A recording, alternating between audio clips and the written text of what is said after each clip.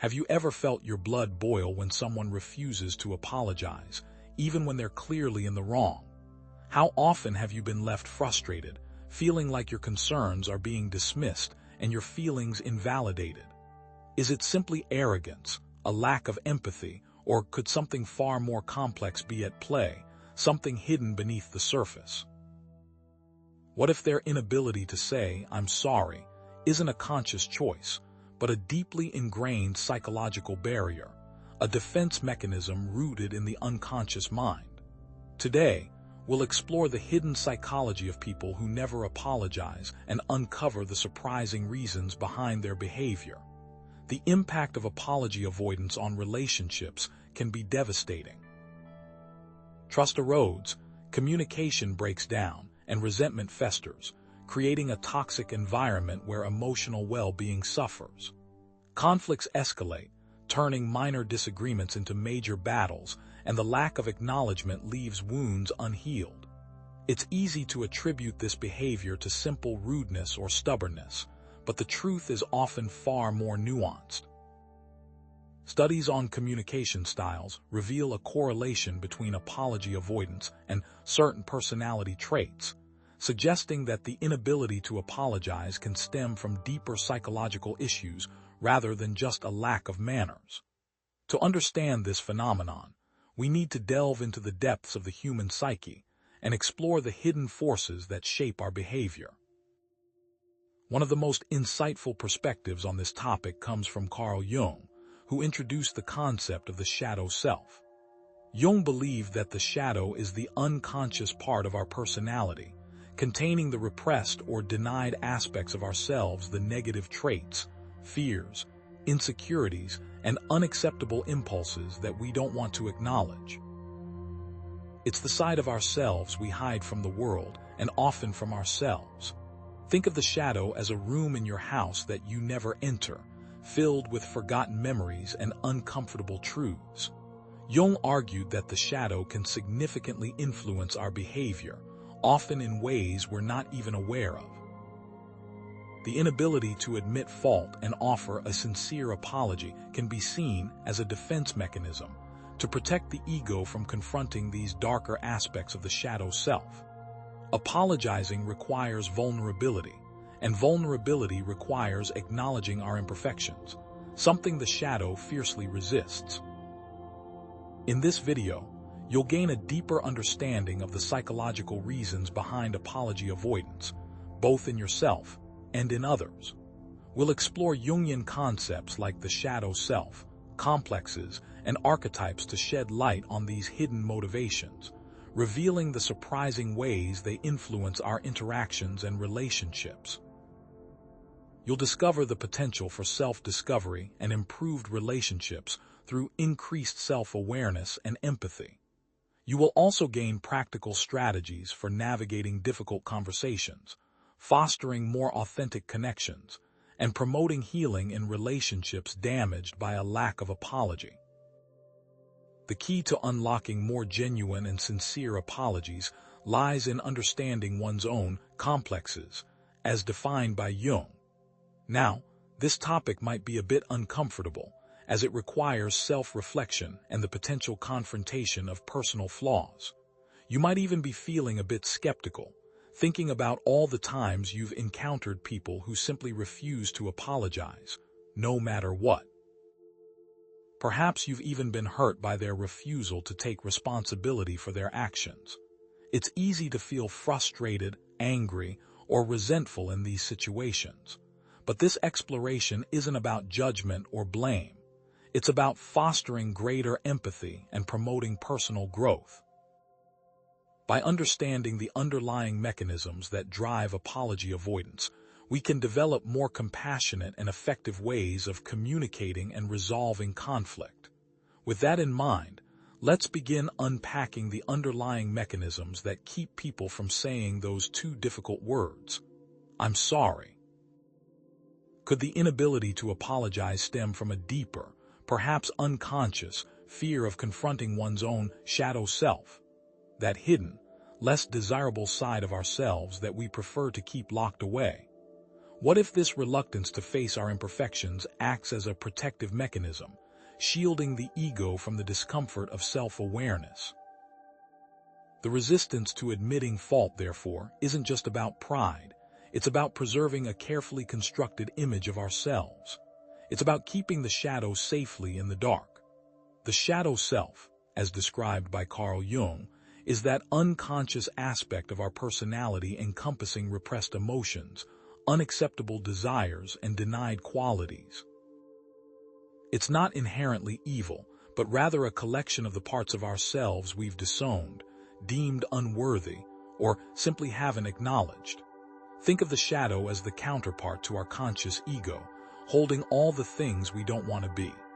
Critically, understanding the shadow is key to understanding why some people never apologize. The ego wants to present a perfect picture, and the shadow is a constant reminder of imperfection. As such, people will lash out and do anything in order to keep their ego away from the shadow. Understanding the shadow is the first step towards integration, which is the process of bringing these unconscious aspects into conscious awareness and accepting them as part of our whole selves. This integration is crucial for personal growth and authentic connection. The shadow manifests in apology avoidance through various defense mechanisms. Denial, for instance, involves refusing to acknowledge any wrongdoing. "I didn't do anything wrong," the non-apologizer might insist, even when faced with clear evidence to the contrary. Projection, on the other hand, is attributing one's own faults to others. Someone who is secretly insecure might accuse others of being insecure, deflecting attention from their own shortcomings. Rationalization involves creating excuses to justify behavior. "I was stressed out, so it's understandable that I snapped." Intellectualization avoids emotions by focusing on facts. Technically, my actions didn't violate any rules, so there's nothing to apologize for. Imagine a scenario where someone is late for a meeting and blames traffic, even though they left home late. This is rationalization. Or consider someone who constantly criticizes others' mistakes, masking their own fear of failure through projection. Have you ever noticed yourself or others using these defense mechanisms to avoid admitting fault? How does this impact your relationships, and does it hinder your own personal development? The more you start to notice these mechanisms, the more you realize that this is a common trait, especially for people who are unwilling to apologize. By avoiding apologies and clinging to these defense mechanisms, individuals remain trapped in a cycle of unconscious behavior, hindering genuine connection and self-awareness. The refusal to acknowledge their shadow prevents them from taking responsibility for their actions and learning from their mistakes.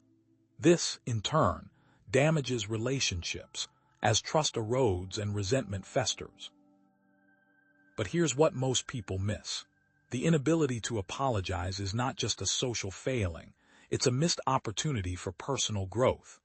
Apologizing requires vulnerability, and vulnerability is the key to authentic connection. By embracing our imperfections and admitting when we're wrong, we open ourselves up to deeper, more meaningful relationships. Now that we've explored the shadow's role, let's delve deeper into how specific complexes can further complicate the ability to apologize.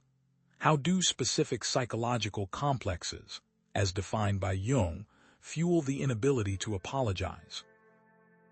What if these complexes create deeply ingrained patterns of behavior that prevent individuals from taking responsibility for their actions, distorting their perception of reality, and fueling their need to be right at all costs?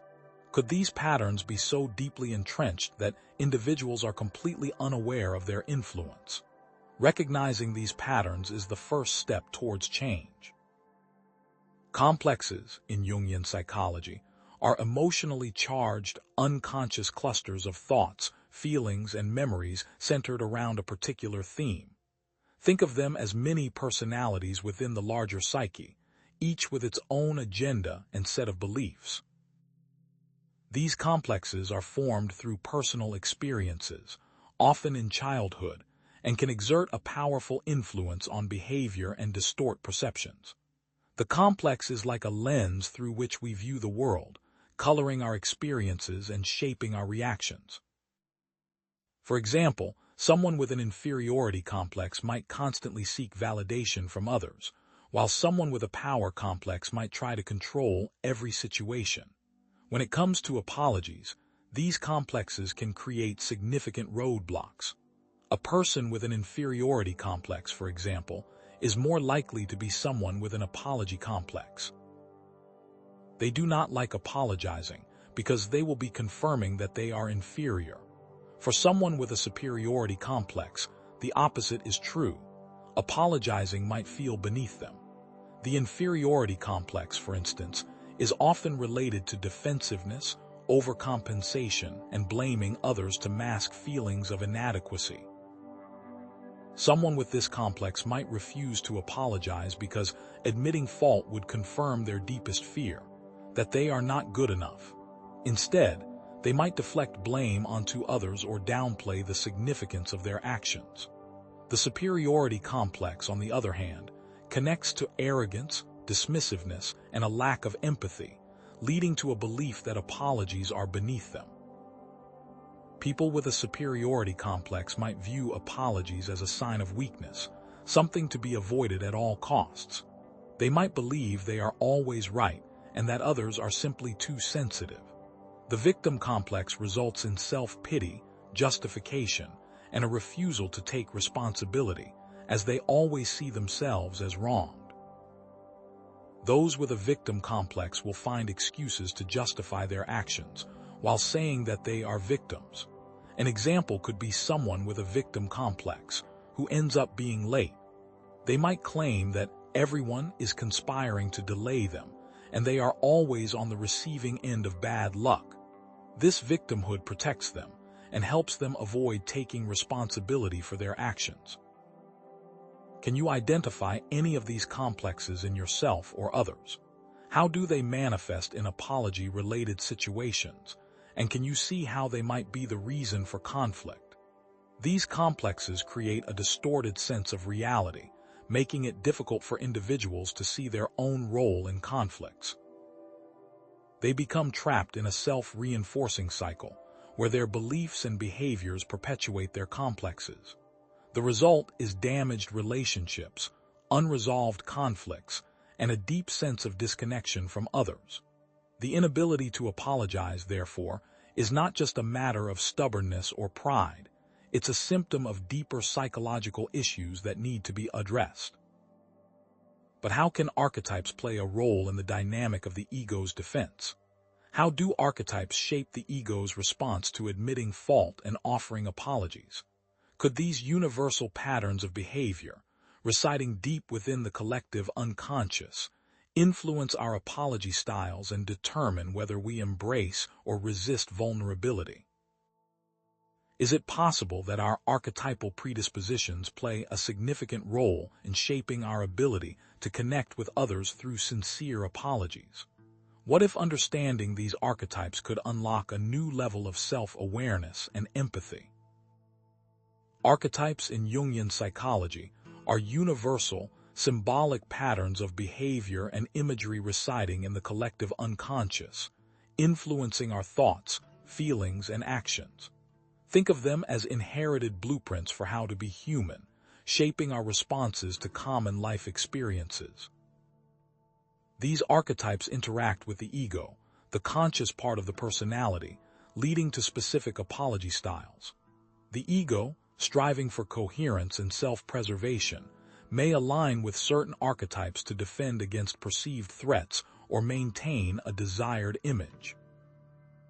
The relationship between the ego and the archetypes creates a unique personality, with different strategies for navigating life, including apologies. For example, the hero archetype might struggle to apologize due to a fear of appearing weak or fallible. The hero strives for perfection and may see admitting fault as a sign of failure. Imagine a CEO who never admits mistakes, always projecting an image of strength and competence. The caregiver archetype, on the other hand, might over-apologize to maintain harmony, even when not at fault. The caregiver prioritizes the needs of others and may sacrifice their own needs to avoid conflict. Envision a parent who constantly apologizes to their child, even when the child is being unreasonable, just to keep the peace. The shadow self, as we've discussed, might resist apologizing due to a deep-seated sense of shame or guilt. The shadow self fears exposure and may use defense mechanisms to avoid confronting its own imperfections. How do you balance the archetypes within yourself? By recognizing the influence of archetypes, we can gain a deeper understanding of our apology styles and the underlying motivations driving our behavior. Integrating the archetypes is essential for psychological wholeness. If the ego is too strongly identified with one archetype, it can lead to imbalance and dysfunction. For example, someone who is overly identified with the hero archetype might become arrogant and dismissive of others. Therefore, people need to embrace different archetypes to deal with situations in life. So, how can you break free from the cycle of apology avoidance and cultivate more genuine and authentic connections? While the psychological barriers to apologizing can be significant, they are not insurmountable. By cultivating self-awareness, empathy, and vulnerability, individuals can break free from the cycle of apology avoidance. It starts with recognizing the patterns and understanding the underlying motivations that drive our behavior. This journey requires courage, honesty, and a willingness to confront our own imperfections. It's also important to understand that everyone has different personalities. Self-reflection and introspection are essential in identifying one's own shadow, complexes, and archetypal patterns. Therapy, journaling, and mindfulness practices can foster self-awareness, providing tools for examining our thoughts, feelings, and behaviors with greater clarity. Think of journaling as a conversation with yourself, a safe space to explore your inner world without judgment. Mindfulness practices, such as meditation, can help you become more aware of your thoughts and emotions in the present moment, allowing you to observe them without getting carried away. The more you know yourself, the more you can grow to improve the way you live. Cultivating empathy and vulnerability are also critical. Active listening involves truly hearing and understanding others' perspectives, even when they differ from one's own. It means putting aside your own agenda and focusing on what the other person is saying, both verbally and non-verbally. Perspective taking encourages you to try to see situations from the other person's point of view, stepping into their shoes and imagining their feelings and experiences. Vulnerability highlights the power of sharing one's own feelings and imperfections, fostering genuine connection and trust. It means being willing to show your true self, even when it's scary, and allowing others to see your vulnerabilities. To put this into action, consider active listening. Make a conscious effort to listen attentively to others, without interrupting or formulating your response while they're speaking. Try to understand their perspective and validate their feelings, even if you don't agree with them. Embracing vulnerability and offering sincere apologies has a transformative power on relationships and personal growth. It builds trust, fosters empathy, and allows for deeper connection. Apologizing is not a sign of weakness, but a sign of strength and self-awareness. It demonstrates a willingness to take responsibility for your actions and a commitment to repairing the damage you've caused. What steps can you take today to cultivate greater self-awareness, empathy, and vulnerability in your own life and relationships? What can you do to show the people in your life that you are willing to own up to your actions? As we prepare to summarize these insights, remember that apology avoidance is a multifaceted issue with deep psychological roots. Now, let's quickly summarize the main points covered in the body of the video and signal the upcoming conclusion. What is the single greatest obstacle to apology? It is vulnerability. Apologizing is fundamentally an act of opening oneself to potential pain, judgment, or even rejection. It's about willingly shedding the armor of self-protection and exposing our imperfections to the world. And that is a terrifying prospect for many, especially when we've already discussed the role of shame and ego defense in preventing apologies. Vulnerability isn't weakness. It's the courage to show up and be seen when you can't control the outcome. It requires letting go of the need to be perfect, right, or in control. It's about acknowledging that you're not infallible and that you're willing to own your mistakes. Think of vulnerability as the foundation for genuine connection, the bridge that allows us to cross the chasm of isolation and meet each other in a place of authenticity. But here's the twist. Many people equate vulnerability with weakness, believing that showing their true selves will make them susceptible to exploitation or ridicule. They fear that admitting fault will diminish their standing in the eyes of others, leading to rejection or loss of respect. They think vulnerability means they will be walked all over, but isn't it possible that strength comes from being your true self? Fearing vulnerability stems from deep-seated psychological reasons. It requires confronting and accepting one's own imperfections, which can be a painful process of shadow integration. Remember the shadow self we discussed earlier. It holds all the aspects of ourselves we've disowned, deemed unworthy, or simply haven't acknowledged. So, how does the act of showing vulnerability relate to shadow integration? Because to show vulnerability is to say, I'm okay with not being perfect. That inherently brings your shadow into the light. Moreover, vulnerability can trigger underlying complexes, such as the inferiority complex, leading to feelings of shame and inadequacy. For instance, imagine someone with an inferiority complex who makes a mistake at work. Their immediate reaction might be to deflect blame or downplay the significance of their error, rather than apologizing, because admitting fault would confirm their deepest fear, that they are not good enough.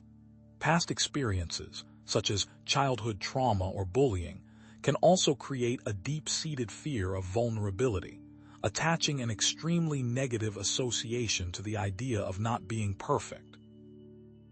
According to attachment theory, early childhood experiences with caregivers shape our ability to form secure relationships later in life. If someone experienced harsh punishment or rejection for making mistakes as a child, they may develop an anxious or avoidant attachment style, making it difficult to trust others and be vulnerable in relationships. But can you see how each of these issues is deeply connected to vulnerability? By avoiding vulnerability, individuals create superficial connections and hinder their own emotional development. They remain trapped in a cycle of self-protection, unable to experience the transformative power of authentic connection. It's as if they're building walls around their hearts, preventing both pain and joy from fully entering. In what areas of your life do you struggle with vulnerability? What are you afraid of if you allow yourself to be vulnerable? How does avoiding vulnerability limit your relationships? The more you start to ponder the questions above, the more you begin to see that vulnerability is a necessary part of apology. Now that we understand the root of the fear of vulnerability, let's examine how societal expectations further reinforce this avoidance of apologies. How do societal expectations contribute to the fear of vulnerability and the subsequent avoidance of apologies? Many cultures promote an image of invincibility and perfection, making it even more difficult to admit fault. We live in a world that often rewards strength, independence, and success, while stigmatizing weakness, dependence, and failure.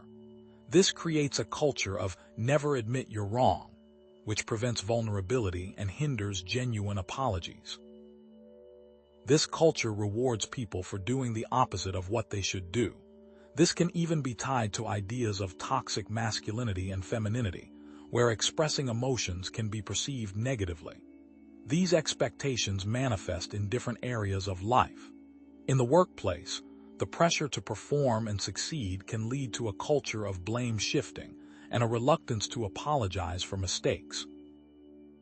Employees may fear that admitting fault will jeopardize their careers or damage their reputations. For example, imagine a team project that goes awry. Instead of taking responsibility for their part in the failure, team members might point fingers at each other, each trying to avoid being blamed. Social media promotes an idealized version of reality, encouraging people to present a perfect image and avoid showing vulnerability. People carefully curate their online personas, showcasing their successes and hiding their struggles. You rarely see people posting about their failures, do you? Politicians often avoid apologizing, fearing that it will be perceived as weakness or an admission of guilt. They may believe that apologizing will damage their credibility or give their opponents ammunition to use against them. Think of times when politicians have refused to apologize for controversial statements or actions, instead choosing to deny, deflect, or rationalize their behavior. When was the last time you saw a politician who simply said, "I messed up, and I will do better"? These societal expectations have serious consequences on individual well-being and relationships. They perpetuate a cycle of inauthenticity and prevent genuine connection. When people feel pressured to hide their imperfections, they are unable to form meaningful relationships based on trust and vulnerability. And the problem goes far beyond that. How have societal expectations influenced your own willingness to be vulnerable? Have you ever felt pressured to hide your mistakes or weaknesses? Do you catch yourself buying into an image of perfection? Next, we'll explore practical strategies for challenging these expectations and embracing vulnerability. While societal expectations can be powerful, they are not immutable. By consciously challenging these norms and embracing imperfection, individuals can rewrite the narrative and cultivate more authentic connections. It starts with recognizing that vulnerability is not a sign of weakness, but a source of strength, authenticity, and resilience. It requires a shift in perspective, from viewing imperfection as a flaw to seeing it as an inherent part of the human experience. Vulnerability is not about being weak. It's about having the courage to be your true self, flaws and all. It's about recognizing that everyone makes mistakes and that it's okay to not be perfect. It's about embracing your imperfections as part of what makes you unique and human. Therefore, people need to have self-compassion and acceptance in challenging societal expectations. Self-compassion involves treating oneself with kindness and understanding, especially when facing mistakes or setbacks. It means recognizing that you're not alone in your struggles and that everyone experiences difficulties in life. This will also involve challenging negative self-talk by identifying and challenging negative thoughts and beliefs that reinforce the fear of vulnerability. It might mean replacing self-critical thoughts with more compassionate and supportive ones. To that end, surround yourself with people who value authenticity and vulnerability. Seek out relationships where you feel safe to be yourself, without fear of judgment or rejection. It is also helpful to be a person who models vulnerability by sharing your own imperfections and struggles. This will often inspire others to do the same, creating a ripple effect of authenticity and connection. But are you starting to see that embracing vulnerability is the key? Embracing vulnerability and rewriting the narrative has a transformative power on relationships, personal growth, and overall well-being. It fosters deeper connections, enhances self-acceptance, and promotes resilience. It allows you to live a more authentic and fulfilling life, free from the constraints of societal expectations. What steps can you take today to challenge societal expectations and embrace your own imperfection? What can you do to be more open with the people in your life?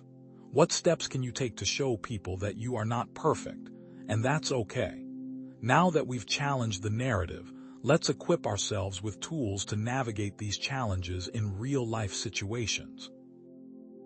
Now that we understand the root causes and impact of apology avoidance related to vulnerability, let's equip ourselves with tools to navigate these challenges in real-life situations.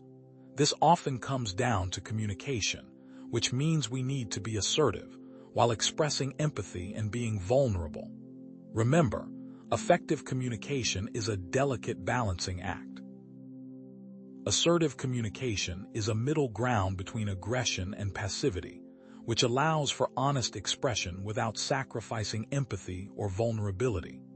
Think of it as a way to stand up for yourself and your needs while still respecting the rights and feelings of others. Therefore, you should be using "I feel" when, because, "what I need" statements, breaking down how to express feelings, identify triggers, state impact, and assert needs respectfully. For example, instead of saying, "You always make me late," try saying, "I feel stressed when we're late because I worry about missing important information. What I need is for us to plan our departures with a little more buffer time." This allows you to express your feelings without blaming the other person. Then, think about mirroring and validation techniques, which are strategies for actively listening and showing understanding of the other person's perspective before offering an apology or expressing one's own views. Phrases like, "I understand that you're feeling frustrated," or "It sounds like you're in a tough spot," can go a long way into escalating conflict and fostering empathy. Finally, role-playing scenarios. To truly improve your skills, consider practicing these techniques in low-stakes situations to build confidence and competence. Role-playing with a friend or therapist can help you refine your communication style and prepare for real-life challenges. But how do you put it all together? These tools build confidence and reduce the fear of vulnerability in emotionally charged situations, fostering genuine communication and conflict resolution. By practicing assertive communication, mirroring, and validation, you can create a safe space for open and honest dialogue, paving the way for sincere apologies and stronger relationships. Which of these exercises resonates most with your communication style, and how can you begin integrating it into your relationships immediately? What can you do to practice being vulnerable in your day-to-day interactions? Now that we've covered the various aspects of communication, we can now move on to the conclusion. Could the seeds of apology avoidance be sown in childhood? Understanding the roots of our behavior can help us change those actions that harm our relationships. Let's delve into how early experiences with caregivers significantly shape an individual's capacity for empathy, responsibility, and apology, directly influencing how the ego responds to external needs or social pressure. Attachment theory posits that our early interactions with primary caregivers, typically parents or guardians, fundamentally shape our emotional and relational patterns. What does this mean? These early bonds create internal working models that influence how we perceive ourselves, others, and relationships throughout our lives. These models act as blueprints, guiding our expectations and behaviors in intimate connections. Attachment theory identifies 4 main attachment styles: secure, anxious preoccupied, dismissive avoidant, and fearful avoidant. Each style represents a different pattern of relating to others, based on the perceived availability and responsiveness of caregivers in early childhood. Understanding these attachment styles can give insights into why certain people struggle to apologize. How do these attachment styles manifest in apology-related behaviors?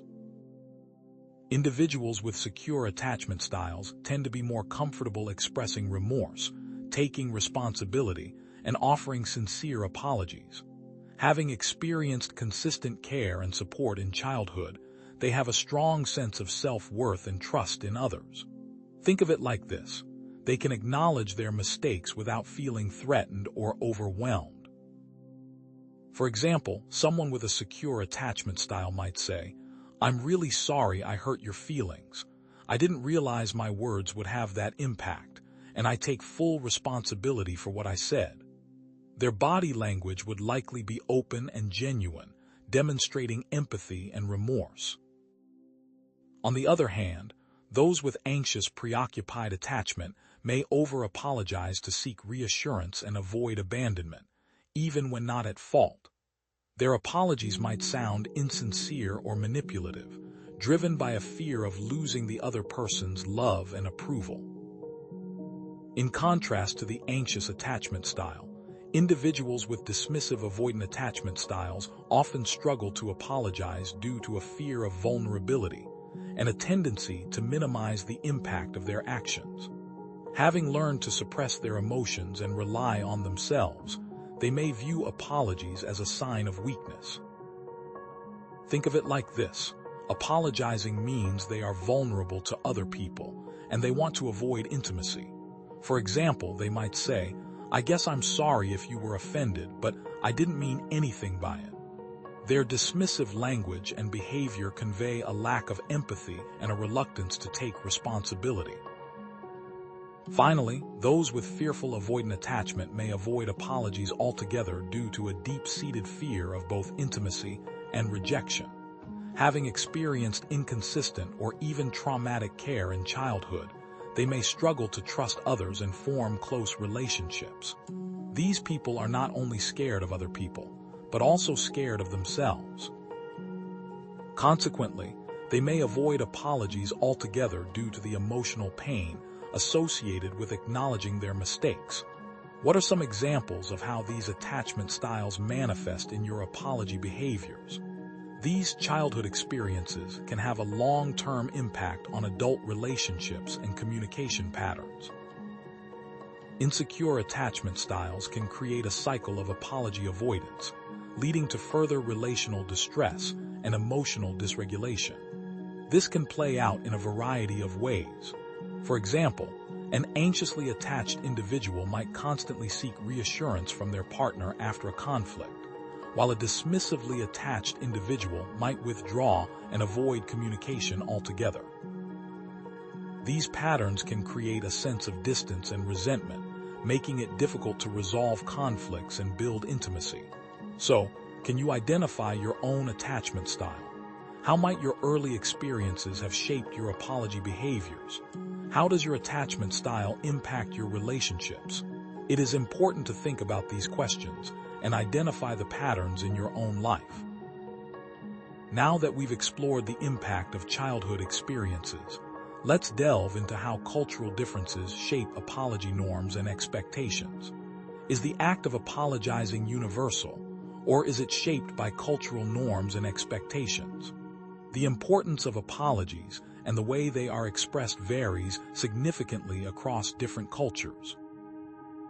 What might be considered a sincere apology in one culture could be seen as inadequate or even offensive in another. This difference is due to different cultural contexts. Cultural values, communication styles, and social hierarchies influence how apologies are expressed, received, and interpreted. What does that mean? In some cultures, apologies are highly formalized and ritualistic, while in others they are more informal and direct. These differences reflect underlying cultural values and beliefs about responsibility, shame, and social harmony. One key distinction is between collectivist and individualistic cultures. In collectivist cultures, such as Japan and many East Asian countries, the emphasis is on maintaining group harmony and avoiding conflict. In these cultures, apologies may be less direct and more focused on restoring harmony within the group. For instance, a Japanese businessman might offer a deep bow and a general expression of remorse to a client, even if he was not directly responsible for the mistake. This is more so an act of face-saving than it is genuine concern. This highlights the concept of face-saving, which plays a significant role in apology avoidance in some cultures. In individualistic cultures, such as the United States and many Western European countries, the emphasis is on individual accountability and personal responsibility. In these cultures, apologies are typically more direct and focused on admitting fault. What culture are you a part of? There are many examples of cultural differences in apology norms. In Japan, there's a strong emphasis on formal apologies and ritualistic expressions of remorse. Apologies are often accompanied by specific phrases, such as "sumamason, excuse me," or "maushewake aramason, I have no excuse," and may involve bowing or other gestures of humility. In the United States, informal apologies are more common. People often say, "I'm sorry," casually but with less ritualistic meaning. However, taking personal responsibility is still considered crucial. For example, you might hear someone say, "I messed up, and I'll make sure it doesn't happen again." But here's what most people miss. Collectivist cultures focus on restoring harmony within the group, while individualistic cultures focus on individual accountability. In collectivist cultures, apologies may be less direct and more focused on preserving social harmony. For example, a person might apologize for causing inconvenience or disrupting the group, rather than explicitly admitting fault. In individualistic cultures, apologies are often more direct and focused on admitting personal responsibility. For example, a person might say, "I was wrong, and I take full responsibility for my actions." It is also important to distinguish between cultures of high context versus low context. High context cultures, such as many Asian and Middle Eastern cultures, rely heavily on implicit understanding and nonverbal cues. Apologies in these cultures may be less explicit, relying on shared cultural knowledge and understanding. For instance, a simple gesture or facial expression might convey remorse. Low-context cultures, such as many Western European and North American cultures, rely on explicit communication and clear language. Apologies in these cultures are typically more direct and detailed, leaving little room for ambiguity. Do you see how apologies can vary wildly? These cultural differences can lead to misunderstandings and misinterpretations when individuals from different cultural backgrounds interact in apology-related situations. For example, someone from a collectivist culture might perceive a direct apology from an individualistic culture as aggressive or insincere, while someone from an individualistic culture might perceive an indirect apology from a collectivist culture as evasive or noncommittal. These cultural differences can lead to conflict and resentment, particularly in intercultural relationships or workplace settings. Think about a time when you did not understand another culture. So, how might your own cultural background influence your apology style? Have you ever experienced a miscommunication due to cultural differences in apology norms? But we're just scratching the surface. What if culture is more than just our nationality? Given these varied influences, how can we start to foster more effective means of communication? Despite the psychological and cultural barriers to apology, empathy and compassion can serve as powerful catalysts for genuine remorse and reconciliation. We can move forward with empathy and compassion. Empathy is the ability to understand and share the feelings of another person, but it goes deeper than that. It involves both cognitive and emotional components, understanding another person's perspective and feeling their emotions. This means putting yourself in someone else's shoes and experiencing the world as they do. What does it mean to experience the world as someone else? It means to know their hardships and struggles.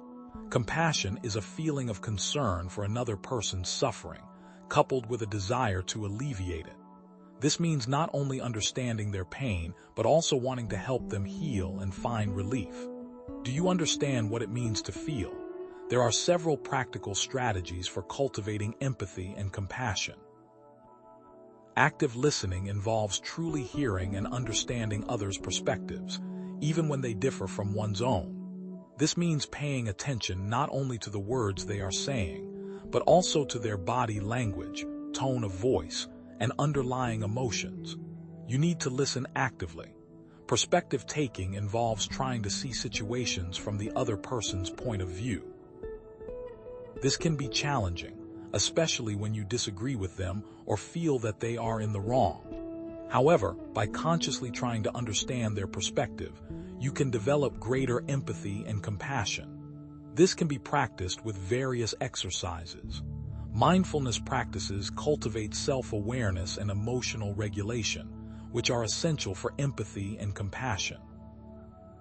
By paying attention to your own thoughts, feelings, and sensations in the present moment, you can develop a greater understanding of yourself and others. Mindfulness helps you control your own negative emotions as well. Finally, loving kindness meditation is a tool for developing compassion towards oneself and others. This practice involves silently repeating phrases of goodwill and compassion, such as, "May I be happy, may I be healthy, may I be safe, may I be at ease." But how can this come together? Empathy and compassion have a transformative power on relationships and personal growth. They can break down barriers to communication, foster forgiveness, and promote healing.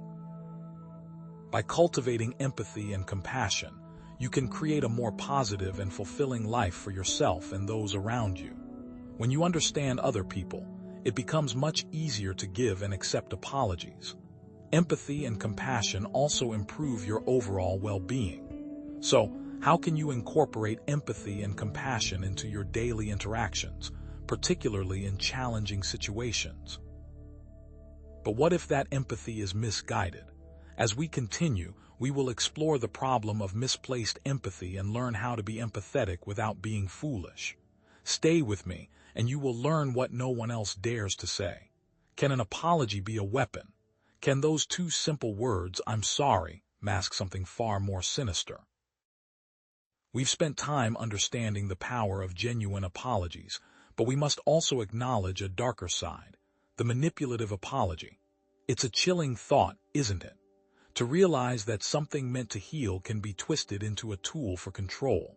A manipulative apology is a calculated act, far removed from a sincere expression of remorse. It's a performance designed to achieve a specific outcome, often at the expense of the other person's well-being. What does this look like?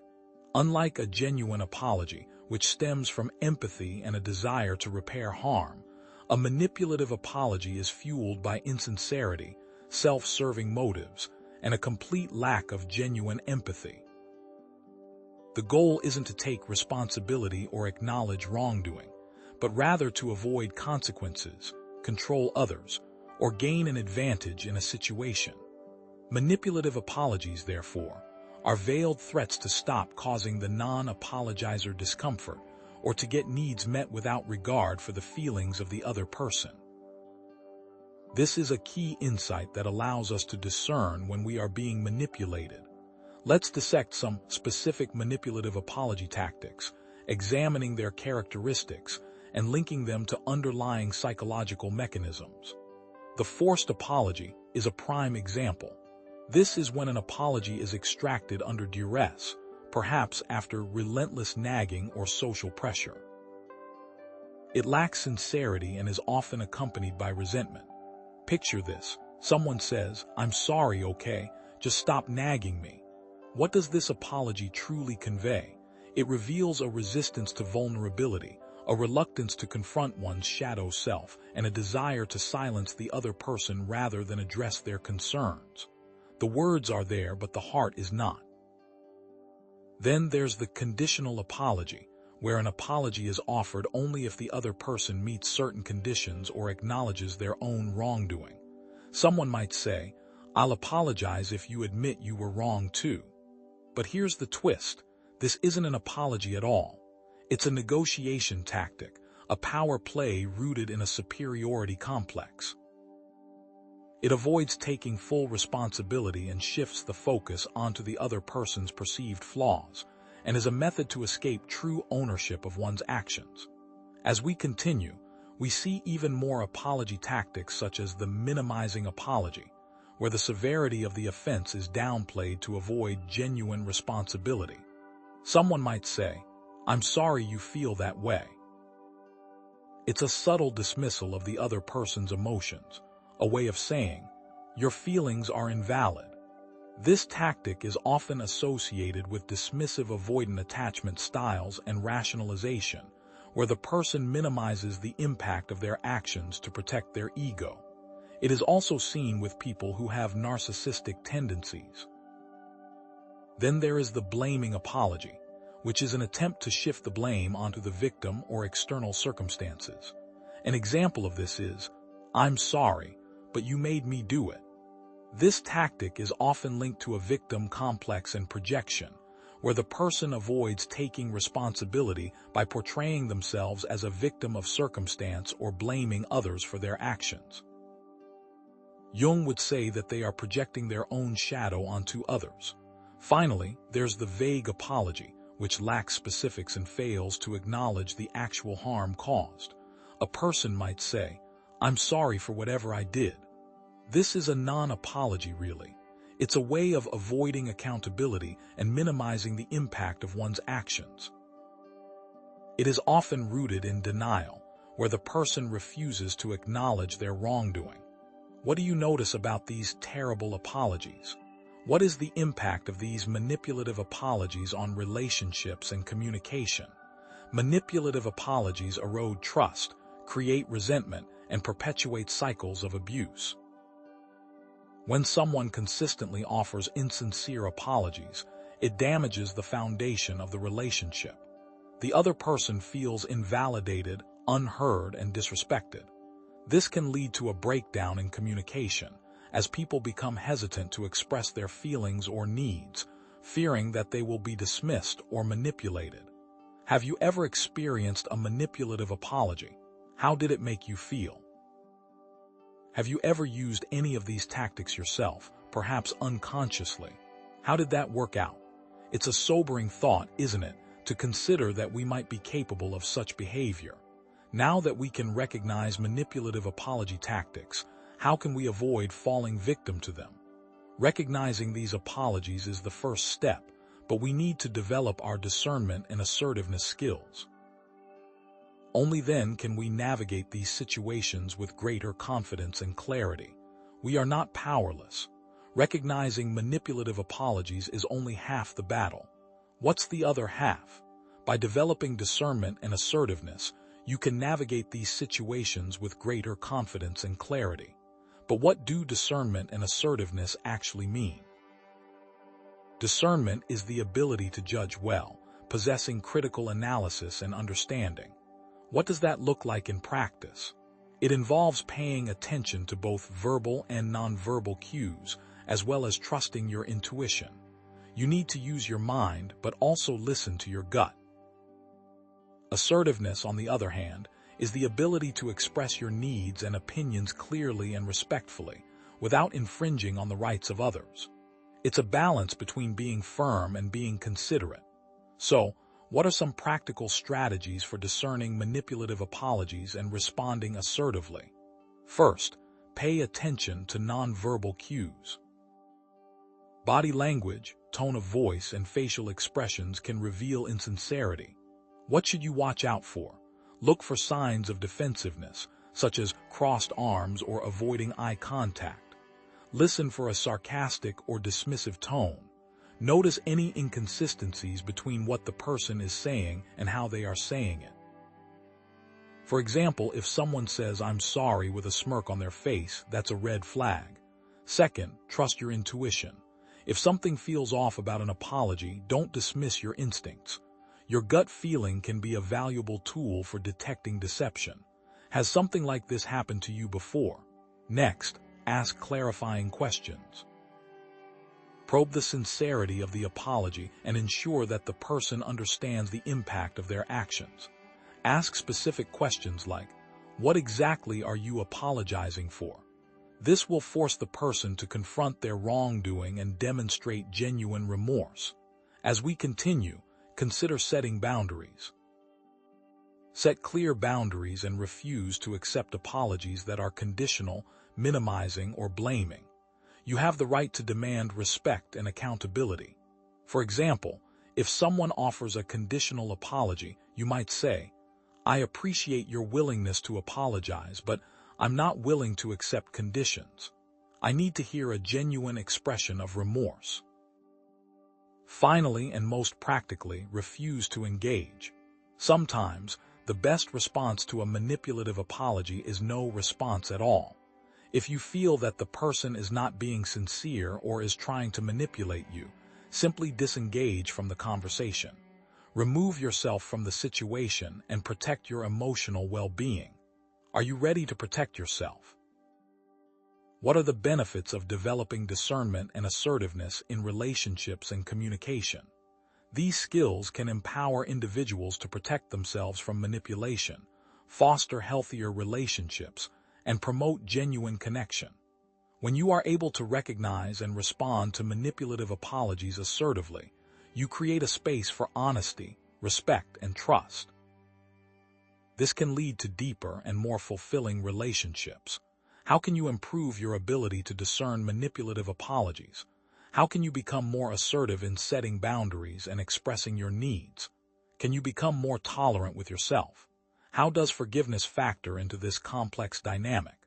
Should you always forgive, even in the face of insincere apologies or repeated offenses? We must tread carefully here. Can an apology actually increase conflict and damage a relationship? It seems counterintuitive, doesn't it? After all, we're taught that saying "I'm sorry" is the ultimate peace offering, but think about times when an apology has felt like a slap in the face, a band-aid on a gaping wound, or worse. Are poorly delivered or insincere apologies capable of backfiring, creating more harm than good?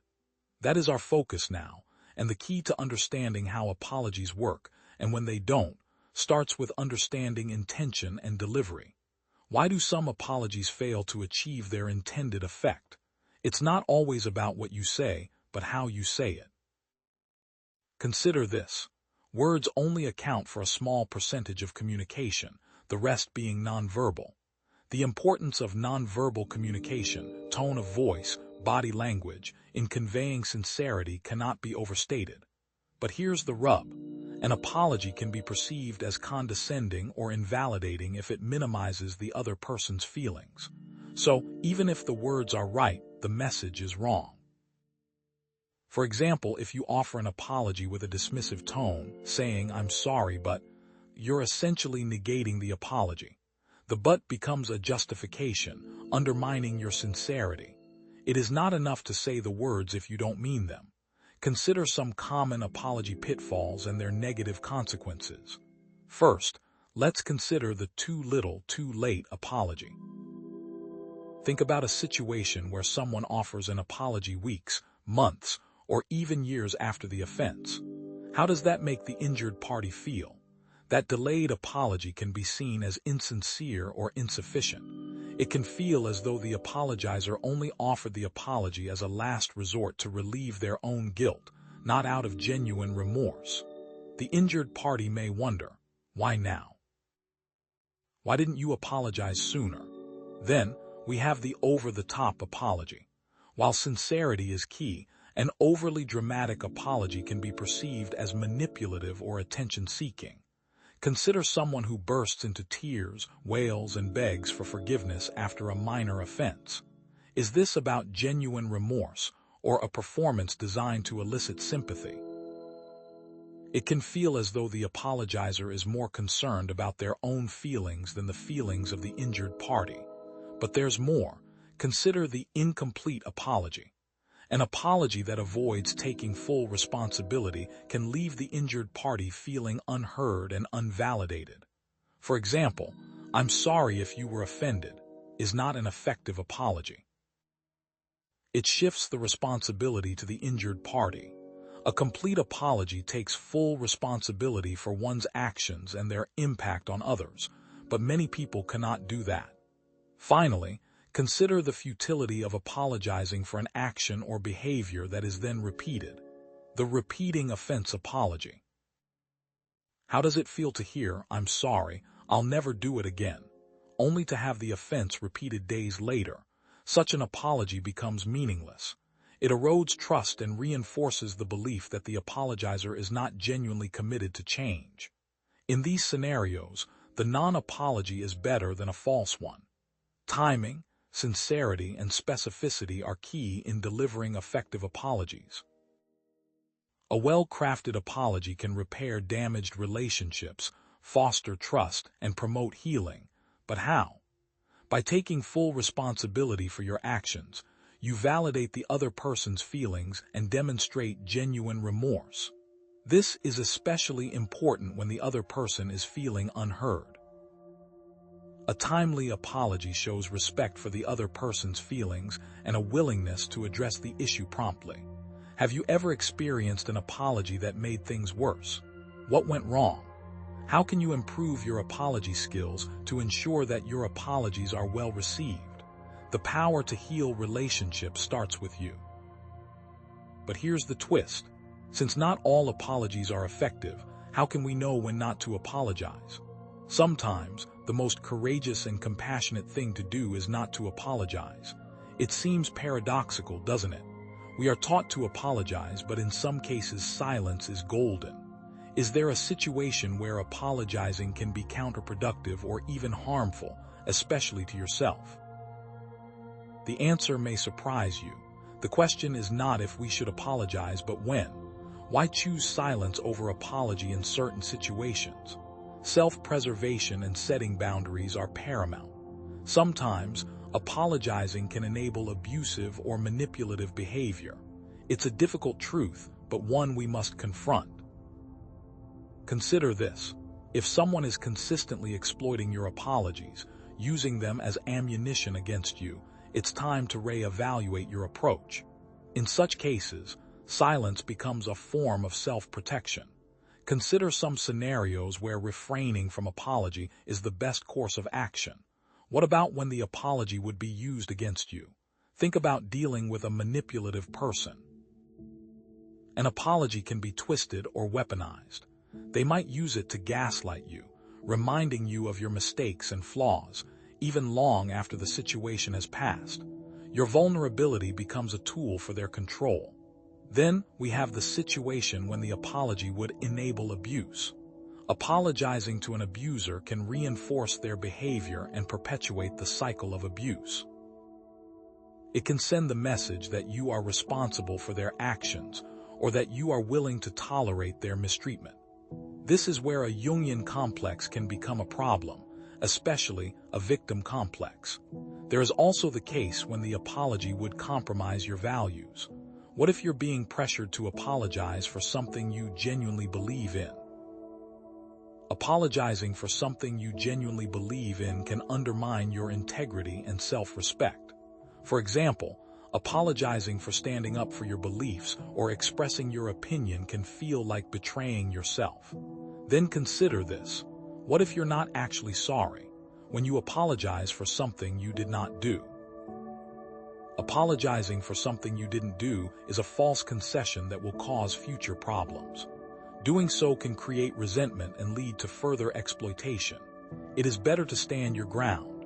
Discernment and self-respect are essential in determining when to apologize and when to remain silent. Choosing silence can be an act of self-empowerment and a way to protect one's emotional well-being. Silence can allow you to avoid manipulation and gaslighting. Have you ever felt pressured to apologize when you didn't believe you were wrong? What were the consequences? How can you develop the courage to stand your ground and refuse to apologize when it's not in your best interest? Sometimes, the greatest act of kindness is setting a boundary, not saying, "I'm sorry." So, what happens when we do apologize effectively? While apologies can be fraught with pitfalls, a well-crafted apology, rooted in sincerity, empathy, and a commitment to change, can be a powerful force for healing and reconciliation. An apology is the start of a conversation, not the end.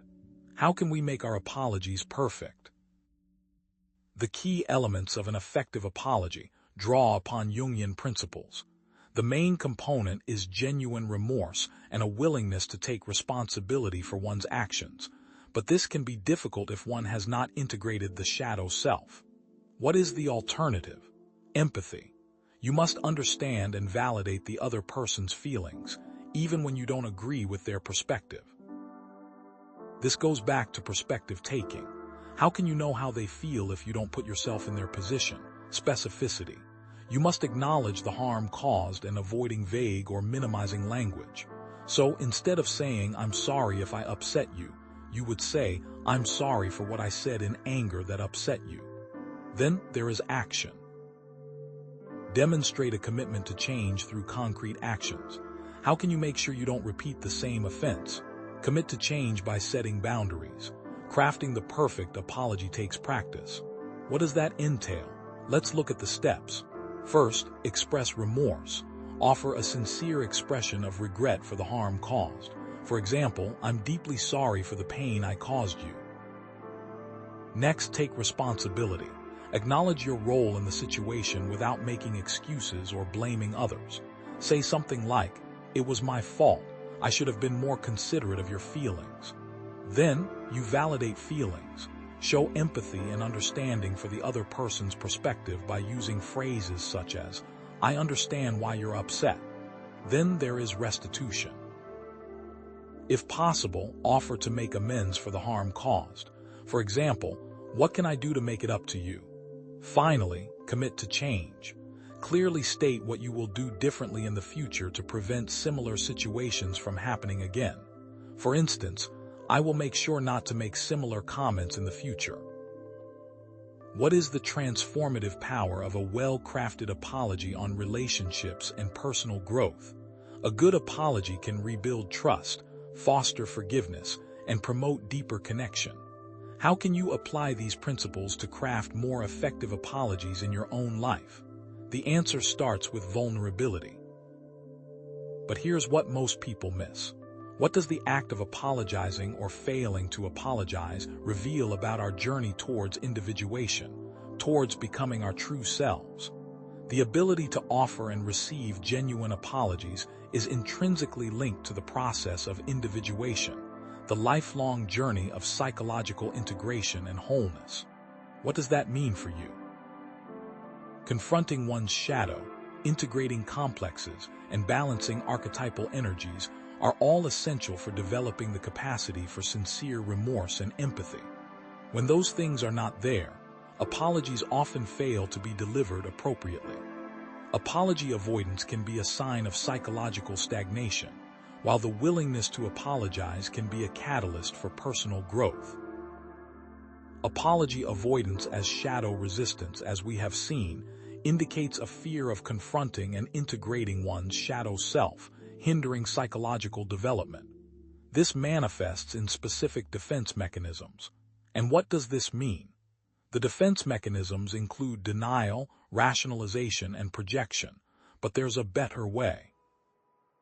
Sincere apology as individuation catalyst means that taking responsibility for one's actions and offering sincere apologies can be a powerful step towards self-acceptance and wholeness, promoting individuation. What's next? Self-acceptance, empathy, and greater wholeness. Remember that this journey is complex. Developing the capacity for authentic apology is a lifelong process. How can you embrace the challenges and opportunities presented by apology as a path towards greater self-awareness, empathy, and wholeness, not just in your relationships, but within yourself? The answers are not always easy, but what awaits us in the next section is more enlightening. Could the inability to apologize be linked to a deep-seated need for external validation, where admitting fault feels like a catastrophic blow to one's self-worth? It seems that, for some, apologies are perceived as a threat to their fragile ego, which relies on constant praise and approval from others. If these holds true, how does this connect to the shadow self we've been discussing? Individuals with a strong need for external validation often base their self-esteem on the opinions and approval of others. But what does external validation actually mean? External validation is the process of seeking confirmation and acceptance from outside sources, such as other people, social media, or material possessions. It's about feeling worthy based on what others think of you. This stands in stark contrast to internal validation, which comes from within. Internal validation is about recognizing your own worth, regardless of external circumstances. It's about trusting your own judgment, valuing your own feelings, and accepting yourself for who you are, flaws and all. Those dependent on external validation may not have a solid personal identity, making them extremely susceptible to damage by the words and actions of others. How does this need for validation manifest in apology avoidance? Let's consider some examples. The perfectionist's dilemma arises when perfectionists struggle to apologize because admitting fault challenges their self-image as flawless and competent. Imagine a surgeon who makes a mistake during an operation. They might avoid apologizing, fearing it would tarnish their reputation and undermine their sense of professional identity. They may rationalize their mistake as a minor oversight or blame external factors, rather than taking responsibility. Then, consider the approval seeker's fear. Approval seekers may avoid apologies for fear of losing the approval and affection of others. Think about someone who constantly agrees with everyone else, even when they disagree internally. They might avoid apologizing because they fear it would lead to conflict and rejection. They would rather maintain a facade of agreement than risk upsetting someone. Could the problem be even more deep-seated? The narcissist's invalidation is quite common, in which narcissistic tendencies of apology avoiders stem from seeking external validation. A person with narcissistic traits might never apologize, as they believe they are always right and that others are to blame. They require constant admiration, and any admission of fault is a deep narcissistic wound. Keep in mind that these tendencies are all linked with complexes mentioned previously. What if the key to the inability to apologize can be tied to complexes that originate from childhood? What is the impact of this validation-seeking behavior on relationships and personal growth? This behavior can lead to superficial connections, a lack of authenticity, and a constant fear of judgment.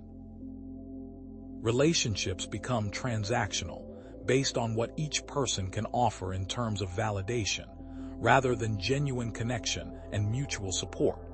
Do you find yourself constantly seeking the approval of others? How does this influence your ability to apologize? How might your need for validation be preventing you from forming deeper connections? But what if the act of needing external validation is a result of a deeper abandonment? Could the resistance to apologize stem from a primal fear of abandonment, rooted in past experiences of rejection or loss? Imagine that apology for some is unconsciously associated with being punished, ostracized, or abandoned by loved ones. If this is true, is it possible to reframe apologies into something that does not result in primal abandonment? Early experiences of abandonment or rejection can create a deep-seated fear of vulnerability and intimacy. How does this manifest? This fear can manifest in various ways, such as difficulty trusting others, a need for control, and a tendency to avoid conflict. Someone with a history of abandonment might find it difficult to trust others because they fear being hurt again. They might avoid getting close to people, preferring to keep their relationships superficial. This can also be connected to attachment theory, specifically anxious and avoidant attachment styles. Anxious attachment is characterized by a fear of abandonment and a need for constant reassurance, while avoidant attachment is characterized by a fear of intimacy and a desire for independence. Individuals with either of these attachment styles may struggle with apologies. How does this fear of abandonment manifest in apology avoidance? Let's consider some examples. Think about the control freak's resistance, when individuals with a strong need for control may avoid apologies because admitting fault feels like a loss of control. A manager who micromanages their employees might avoid apologizing for their overbearing behavior, fearing it would undermine their authority. They might justify their actions as necessary for maintaining order and efficiency. What about the people-pleaser's dilemma? It is true that people-pleasers may struggle to apologize because they fear that admitting fault will lead to rejection or disapproval. An individual who always puts others' needs before their own might avoid apologizing, even when they are in the right, fearing it would upset someone. They might apologize excessively for minor offenses, even when they are not at fault. Then there is the conflict avoider's strategy, which illustrates how those who are averse to conflict will avoid situations where they may have to apologize. Someone who hates confrontation might avoid apologizing, even when they know they are wrong, fearing it would lead to an argument. They might minimize the issue or try to change the subject, rather than addressing the harm they caused. This can also be related to the defense mechanisms we discussed previously, such as rationalization and denial. The abandonment wound and fear of rejection can fuel these defense mechanisms, making it even harder to offer genuine apologies. Are we doomed by childhood trauma? What is the long-term impact of this fear of abandonment on relationships and personal well-being? It can lead to a cycle of self-sabotage, where individuals unconsciously create situations that confirm their fears of rejection. They might push others away, create unnecessary conflict, or engage in self-destructive behaviors, all in an attempt to avoid being hurt. Have you ever experienced a significant loss or rejection that continues to influence your behavior today? How might this fear of abandonment be preventing you from offering genuine apologies? How might you be pushing others away in an attempt to avoid being hurt? Can some apologies really be insincere or not have good intent? While understanding the psychological barriers to apology is crucial, it is equally important to explore the power of sincere remorse and its potential to heal and transform relationships. Authentic remorse is rare and valuable, requiring more than just words. What do you think makes an apology real? Sincere remorse is a deep and genuine feeling of regret and sorrow for the harm one has caused. But what does it actually mean? Sincere remorse involves acknowledging the impact of one's actions, taking responsibility for one's behavior, and demonstrating a commitment to change. It's about truly understanding the other person's pain and wanting to make amends. This is very different from superficial regret or manipulative apologies. Superficial regret is a shallow expression of sorrow, lacking genuine empathy or a commitment to change. Manipulative apologies are insincere attempts to control or deceive others, often used to avoid taking responsibility. What does sincere remorse look like in action? Consider the active listener's apology, in which individuals who genuinely listen to and validate the other person's feelings are more likely to offer sincere apologies. Imagine someone interrupting their friend while they are speaking and later, instead of simply saying sorry, they actively listen to their friend's feelings, acknowledging the impact of their interruption and validating their friend's frustration. This is empathy in action. Compare that to the accountable actor's apology, in which individuals take full responsibility for their actions, without making excuses or blaming others, and are more likely to convey authentic remorse. A driver who causes an accident might take full responsibility for their actions, admitting their fault and offering to pay for the damages, rather than blaming external factors. This displays integrity. There is also the committed changer's apology, when individuals demonstrate a genuine commitment to changing their behavior and are more likely to earn forgiveness and rebuild trust. Someone who struggles with anger management might apologize for their outbursts and then actively seek therapy to learn healthier coping mechanisms. This is responsibility and growth. Contrast these scenarios from all the manipulative examples in prior sections, and you will see the difference. So, it's not just words, it is action. What is the transformative power of sincere remorse on relationships and personal growth? It can foster forgiveness, promote healing, and create deeper connections. Relationships are strengthened when both parties feel heard, validated, and respected. Sincere remorse is a catalyst for personal growth, encouraging individuals to confront their flaws, take responsibility for their actions, and strive to become better versions of themselves. How can you cultivate greater sincerity and authenticity in your own apologies? How can you move beyond simply saying the words, "I'm sorry," to truly embodying the spirit of remorse and reconciliation? This is more than an apology. This is a transformation. But what happens if you aren't ready to apologize? But what if you aren't ready to apologize and, in fact, feel you are above needing to do so? Can the pursuit of power and dominance actively prevent apologies, creating a dynamic where those in positions of authority feel less accountable for their actions? Holding power can create a sense of entitlement and impunity, making it difficult to admit fault. We must ask ourselves how this impacts those around them. But what do we even mean by power? Power can be defined as the ability to influence or control the behavior of others. It manifests in various forms: social power, derived from one's social status or connections; economic power, stemming from wealth and resources; and political power, based on authority and influence within a government or organization. However, regardless of type, it can corrupt. This corruption leads to a sense of superiority and a diminished capacity for empathy. Consider Carl Jung's concept of inflation of the ego, which occurs when an individual identifies too strongly with their ego, leading to an exaggerated sense of self-importance and a detachment from others. This inflated ego can make it incredibly difficult to admit fault, as it threatens the individual's sense of grandiosity and control. Then there is Nietzsche's will to power, the fundamental drive to exert control and influence over others.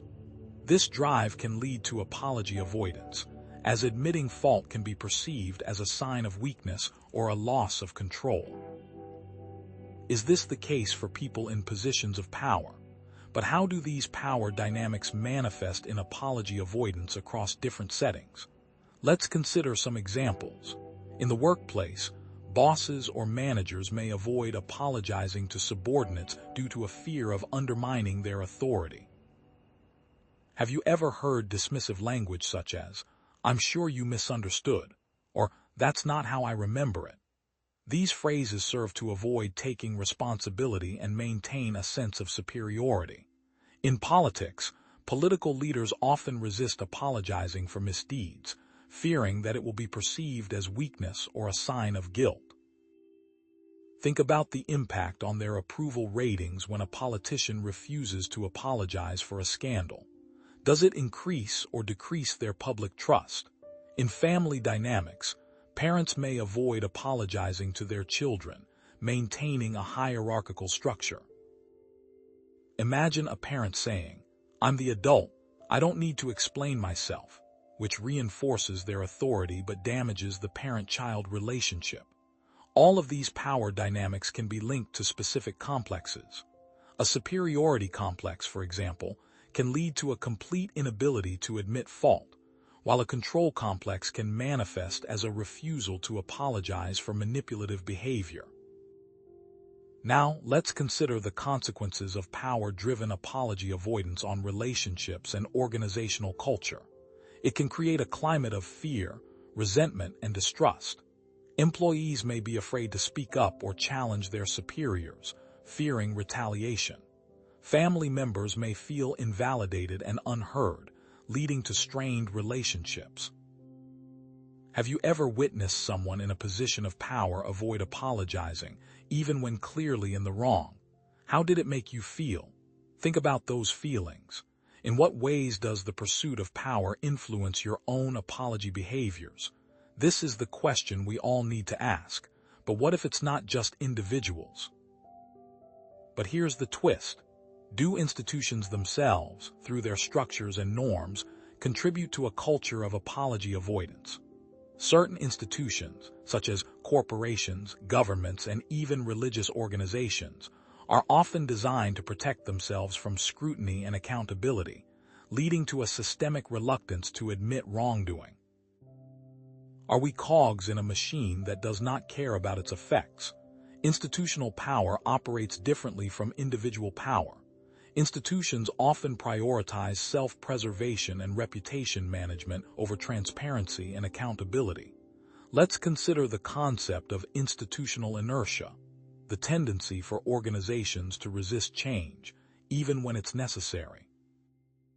How does this play out in the real world? Consider corporate scandals, where corporations have resisted apologizing for causing harm to consumers or the environment, prioritizing profit over ethical behavior. Think about instances where companies have knowingly sold defective products or polluted the environment, but have refused to apologize or take responsibility for their actions. What about government cover-ups, where governments have concealed wrongdoing or avoided apologizing for historical injustices? Think about governments that have engaged in illegal surveillance or human rights abuses, but have refused to apologize or provide redress to the victims. What about religious institutions who may resist apologizing for abuse scandals or other ethical breaches, prioritizing the protection of the institution over the well-being of victims? Consider instances where religious organizations have covered up cases of sexual abuse or financial misconduct, prioritizing the institution's reputation over the safety and well-being of its members. How do they avoid apologizing? Analyze the specific language and tactics used by these institutions to avoid apologizing. They often use legal jargon, public relations spin, and carefully crafted statements to minimize their responsibility and avoid admitting fault. Let's delve into the consequences of systemic apology avoidance on public trust and social justice. This avoidance can erode faith in institutions and perpetuate cycles of injustice. People lose trust in corporations, governments, and religious organizations when they consistently fail to take responsibility for their actions. What does this mean for democracy? How can institutions be held accountable for their actions? What steps can be taken to promote greater transparency and ethical behavior within organizations? What are your thoughts? Knowing that power can corrupt, is it possible to wield power effectively while also embracing vulnerability and offering sincere apologies? Can apologies actually enhance leadership and strengthen relationships, even in positions of authority? This challenges the assumption that apology is a sign of weakness, framing it instead as a demonstration of strength and integrity. It's time to reframe apology as something positive. Authentic leadership requires both strength and vulnerability. Admitting fault can build trust, foster respect, and create a more collaborative environment. Consider the concept of servant leadership, where leaders prioritize the needs of their followers and empower them to succeed. Is this concept true, or is it just something written in books? Think about Nelson Mandela, who, even after being imprisoned for decades, was able to be willing to acknowledge his own mistakes and forgive his enemies, and how it contributed to his success as a leader and a symbol of reconciliation.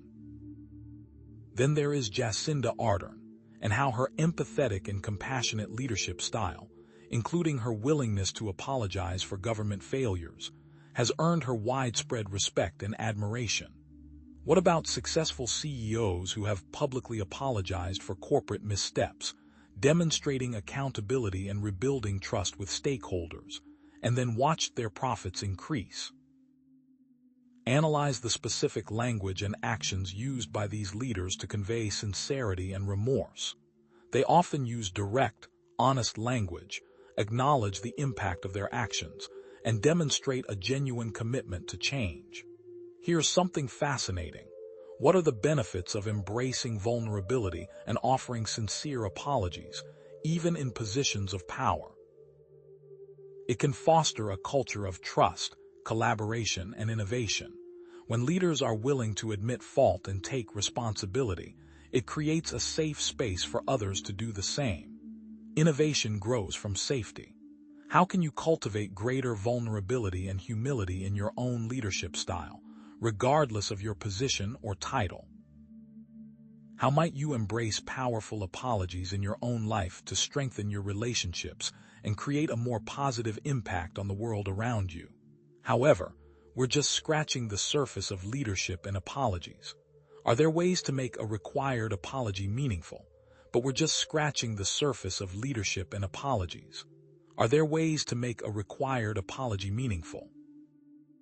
Could the resistance to apologize stem from unrecognized past trauma, where the act of admitting fault triggers a re-experiencing of pain and helplessness? For many, the act of apologizing can be unconsciously linked to past traumatic events, triggering a cascade of negative emotions and defensive behaviors. Remember our earlier discussions about abandonment and childhood wounds. Trauma acts as a lens through which present-day interactions are filtered, distorting perceptions and fueling defensive reactions. But what exactly constitutes trauma, and how does it wield such power over our ability to apologize? Trauma, in a psychological context, refers to a deeply distressing or disturbing experience that overwhelms an individual's capacity to cope, leaving lasting adverse effects on their mental, emotional, and physical well-being. These experiences can alter brain function and emotional regulation, leading to hypervigilance, emotional dysregulation, and a heightened sensitivity to perceived threats. Traumatic experiences fundamentally reshape the way an individual perceives themselves, others, and the world, leaving an indelible mark on their relational patterns. And how does this then impact our relationships?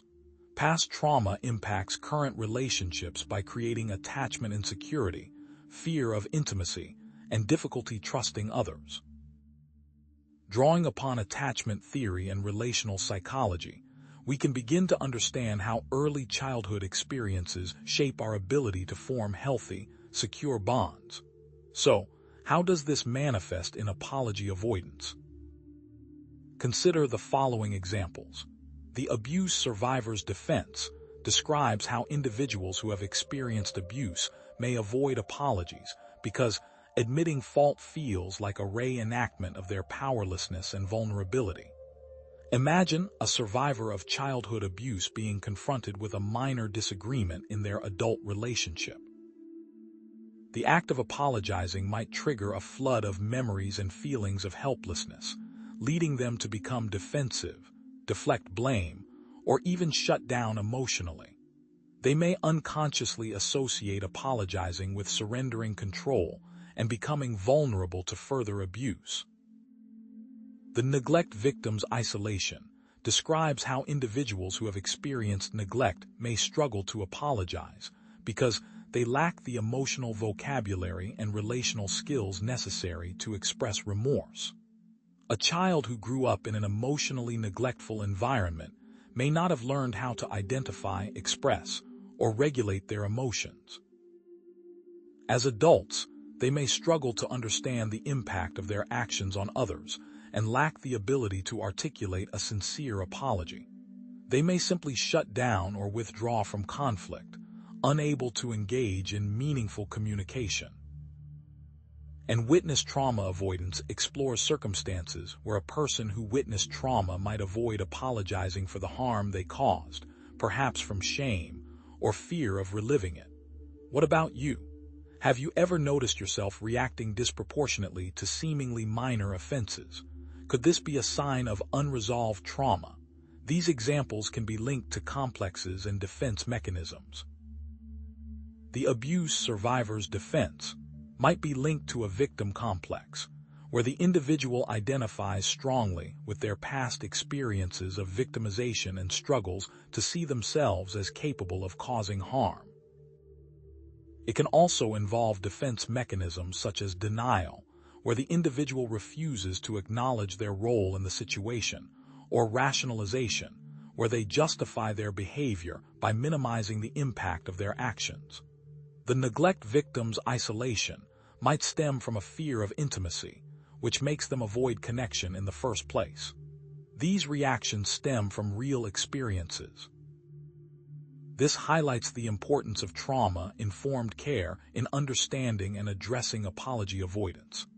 Empathy, compassion, and a non-judgmental approach can help individuals feel safe enough to explore their past experiences and develop healthier apology behaviors. But what role does genuine remorse play in the process of apologizing if apologies are rooted in trauma? Can an excessive focus on oneself, a form of self-absorption, erode empathy and diminish the capacity for genuine apology? It can. Individuals who are overly preoccupied with their own needs, feelings, and experiences may struggle to understand and respond to the emotions of others, therefore leading to a stilted apology. This self-absorption is often a defense mechanism, a way of shielding oneself from vulnerability and protecting a fragile ego. Remember our earlier discussions about the shadow self and ego inflation. Self-absorption can be seen as a manifestation of an unintegrated shadow self, where individuals are unwilling to acknowledge or confront their own flaws and shortcomings. But how does this self-absorption manifest? Empathy is the ability to understand and share the feelings of another, and involves both cognitive and emotional components. Cognitive empathy involves understanding another person's perspective and thoughts, while emotional empathy involves feeling what another person feels. Self-absorption can impair both cognitive and emotional empathy, making it difficult to accurately perceive and respond to the feelings of others. In effect, it shuts down theory of mind, the ability to understand that other people have different thoughts, beliefs, and perspectives than oneself. The narcissist doesn't care about how their actions hurt other people, they only care about themselves. Here are some examples of how self-absorption manifests in apology avoidance. The narcissistic blind spot describes how individuals with narcissistic traits may lack empathy and struggle to apologize, because they are unable to see the impact of their actions on others. Imagine someone with narcissistic tendencies consistently interrupting and talking over others in conversations, dismissing their opinions and feelings. When confronted about this behavior, they may become defensive, deny any wrongdoing, or even accuse others of being overly sensitive. It might sound something like, "I was just being honest, and you're too sensitive." The self-righteous defender refers to individuals who are overly focused on their own moral righteousness and may avoid apologies because they believe they are always right and justified in their actions. A person who is deeply committed to a particular ideology or belief system may become convinced that their views are inherently superior to others. When challenged or criticized, they may become defensive and dismissive, refusing to acknowledge any validity in opposing viewpoints. These are often the people that believe, "I am morally superior to you." And the chronic monologuer's disregard describes how people who always talk about themselves might fail to perceive a need to apologize. This can be linked to complexes and defense mechanisms. The narcissistic blind spot might be associated with a superiority complex, where the individual believes they are inherently better than others and therefore not subject to the same rules or expectations. It can also involve defense mechanisms such as rationalization, where they justify their behavior by minimizing the impact on others, or intellectualization, where they distance themselves emotionally from the situation. The result is a diminished apology, or none at all. The impact of eroded empathy on relationships and social interactions is profound. It can lead to misunderstandings, conflicts, and a lack of genuine connection. Think about it. Do you find yourself frequently interrupting or talking over others? Could this be a sign of self-absorption? How can you cultivate greater empathy and attentiveness in your interactions with others? Given that the erosion of empathy can lead to a reduction in apologies, how can we identify steps to improve it? While the psychological barriers to apology can be formidable, individuals can actively reclaim responsibility and rebuild their capacity for genuine remorse and reconciliation. But reclaiming responsibility involves a conscious effort to challenge one's own biases, broaden one's perspective, and cultivate empathy for others. Self-awareness, active listening, and perspective-taking are critical. Mindfulness practices also play a role, especially in cultivating self-compassion and empathy. Here are actionable steps for reclaiming responsibility and rebuilding empathy. Practice active listening, focusing your full attention on the speaker, asking clarifying questions, and summarizing what you've heard to ensure understanding.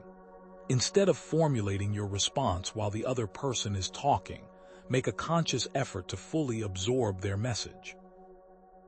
Use phrases like, "So, what I'm hearing you say is," to confirm your understanding.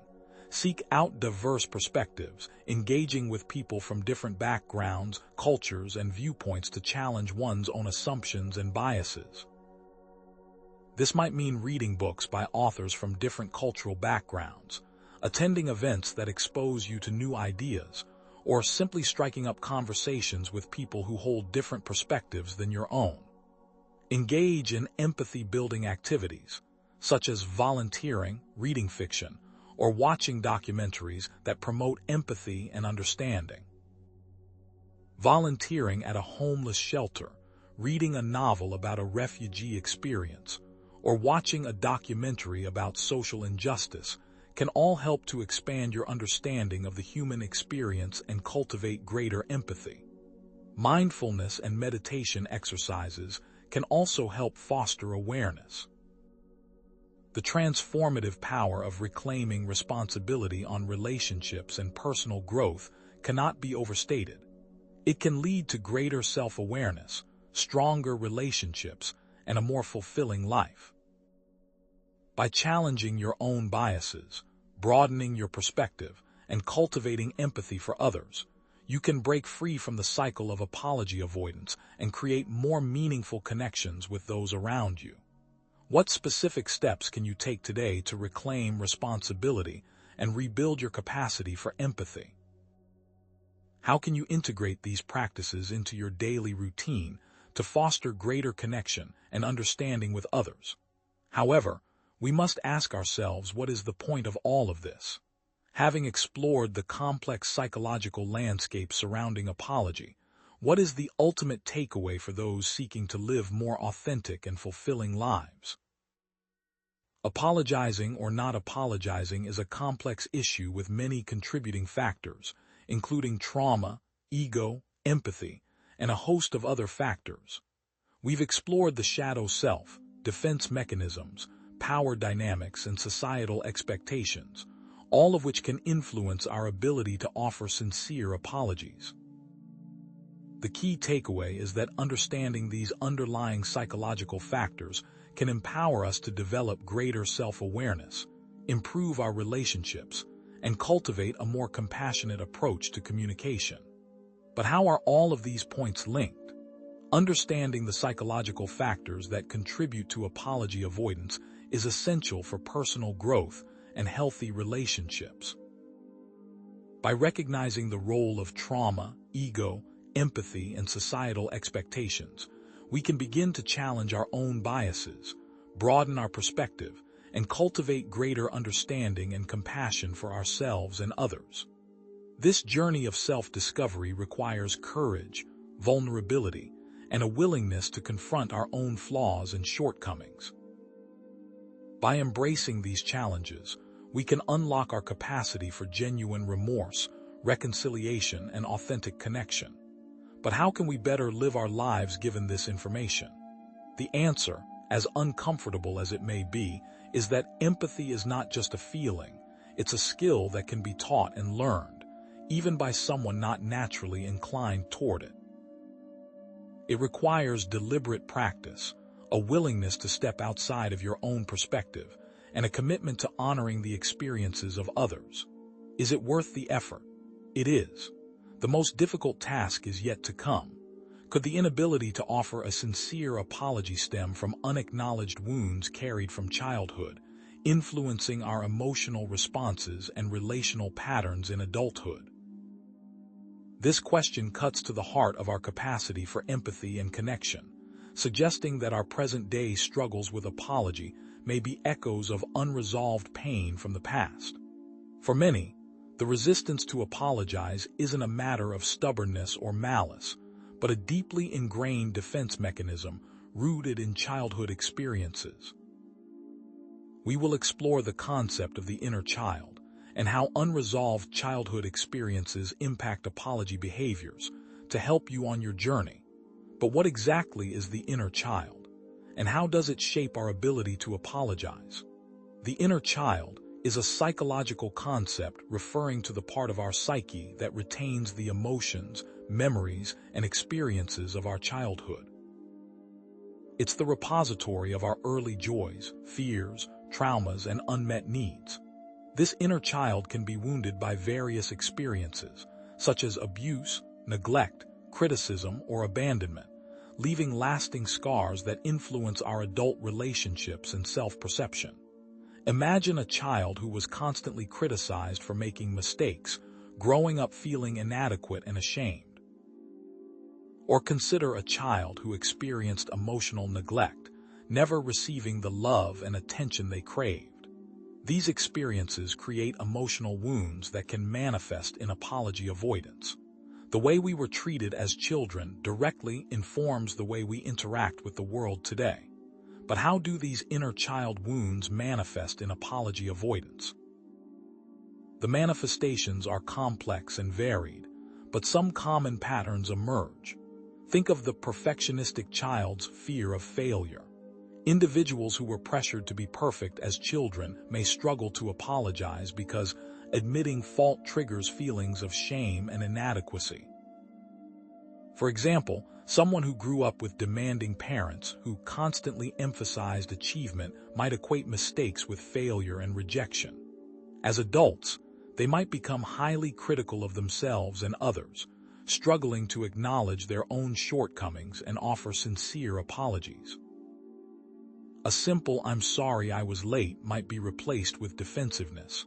"I was only 5 minutes late and it wasn't my fault anyway. Traffic was terrible." There's the neglected child's difficulty with empathy. Individuals who experienced emotional neglect as children may struggle to apologize because they lack the emotional attunement and empathy necessary to understand the impact of their actions on others.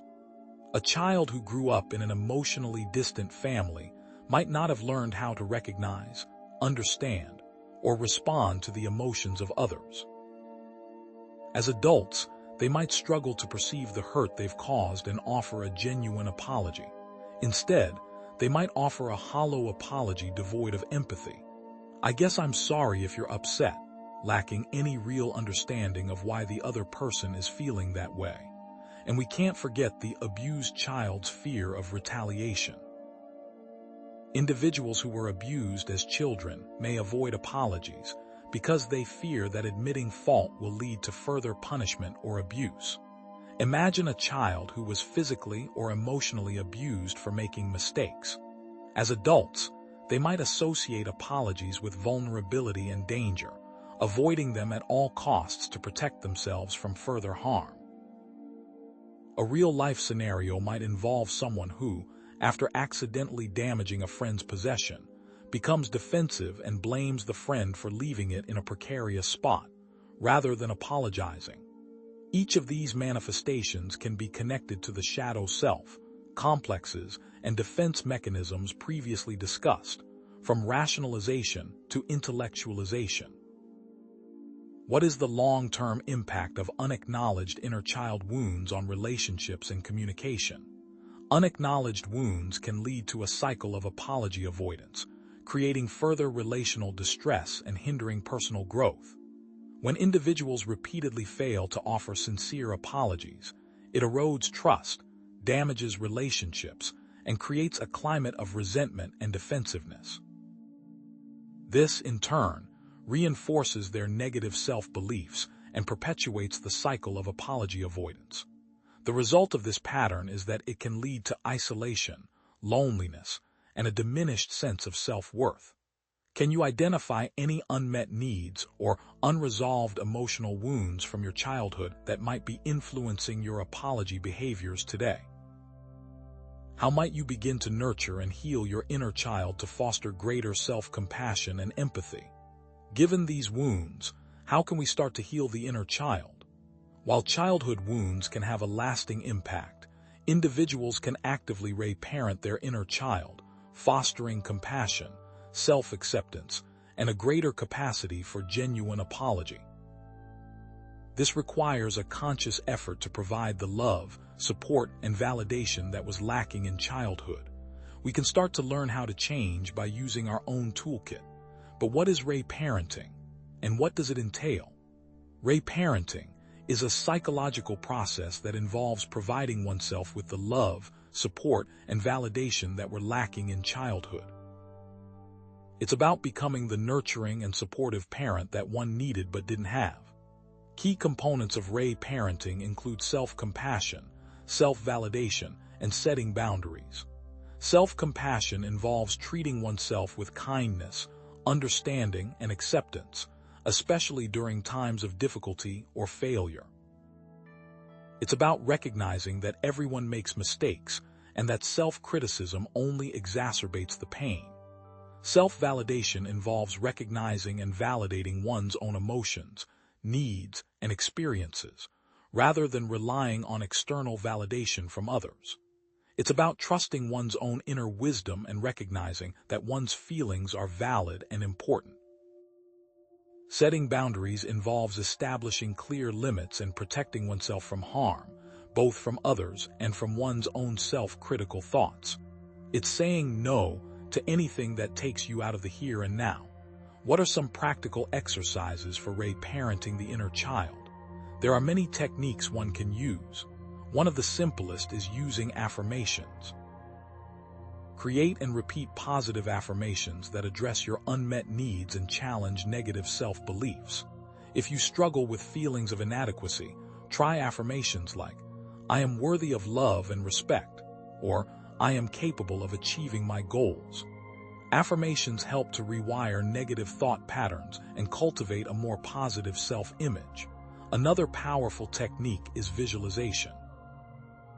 Use guided imagery to connect with your inner child and provide them with the love, support, and validation they need. Imagine yourself as a loving and nurturing parent, holding your inner child in your arms, comforting them, and reassuring them that they are safe and loved. You might visualize your younger self receiving a hug or playing happily.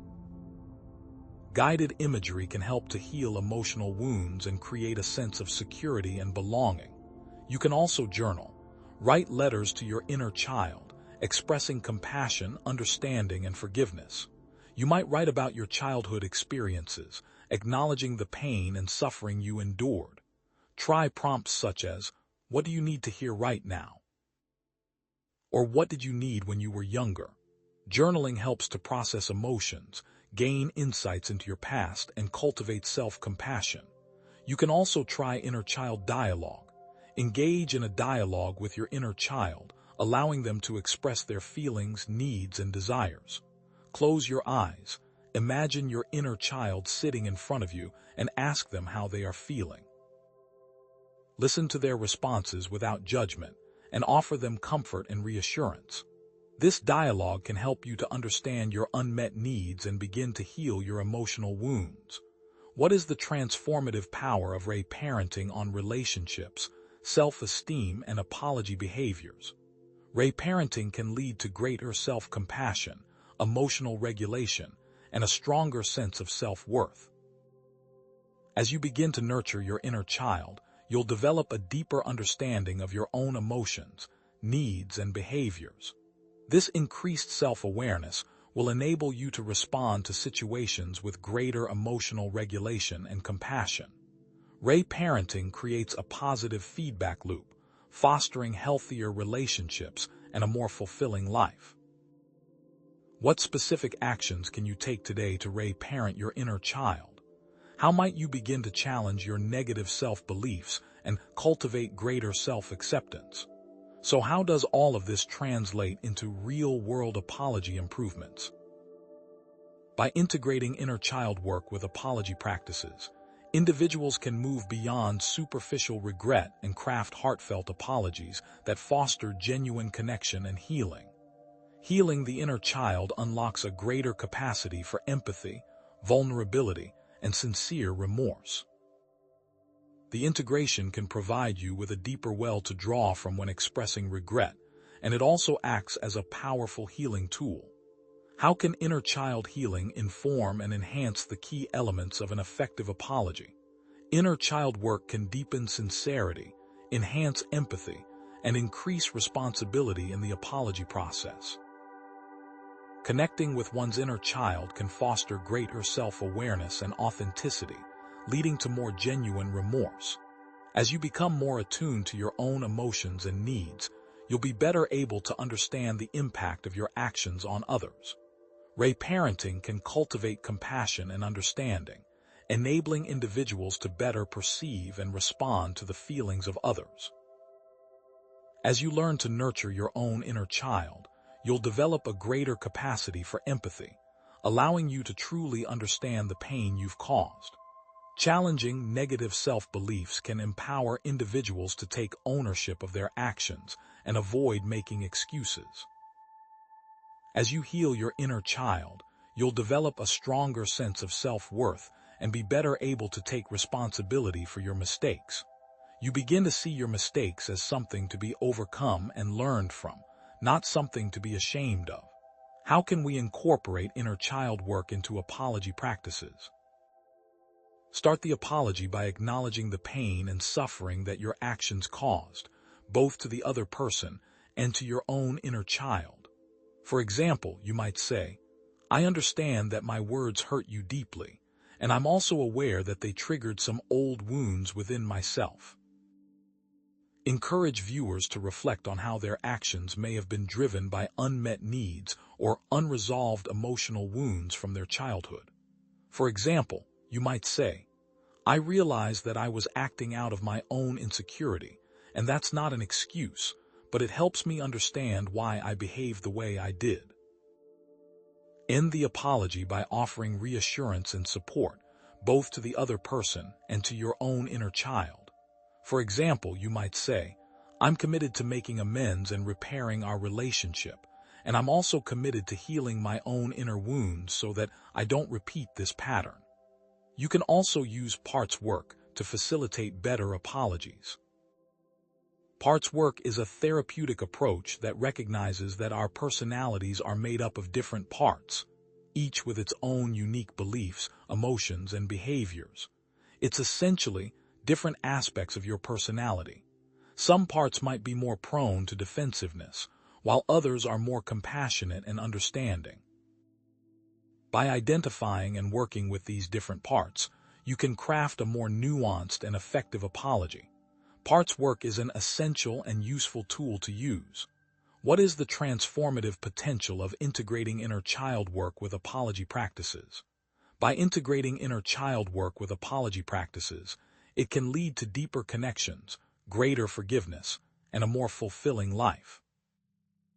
As you learn to apologize from a place of authenticity and compassion, you'll create more meaningful connections with others, and it can foster forgiveness, both from yourself and from others. This new approach can lead to a more fulfilling life. How can you use your understanding of your inner child to craft more heartfelt and transformative apologies in your own relationships? And so, having examined these points, what comes next? But can integrating inner child work really change how we respond in situations involving multiple actors? Can the well-known bystander effect, where individuals are less likely to act in a situation when others are present, also apply to the act of apologizing, leading to a diffusion of responsibility and moral inaction?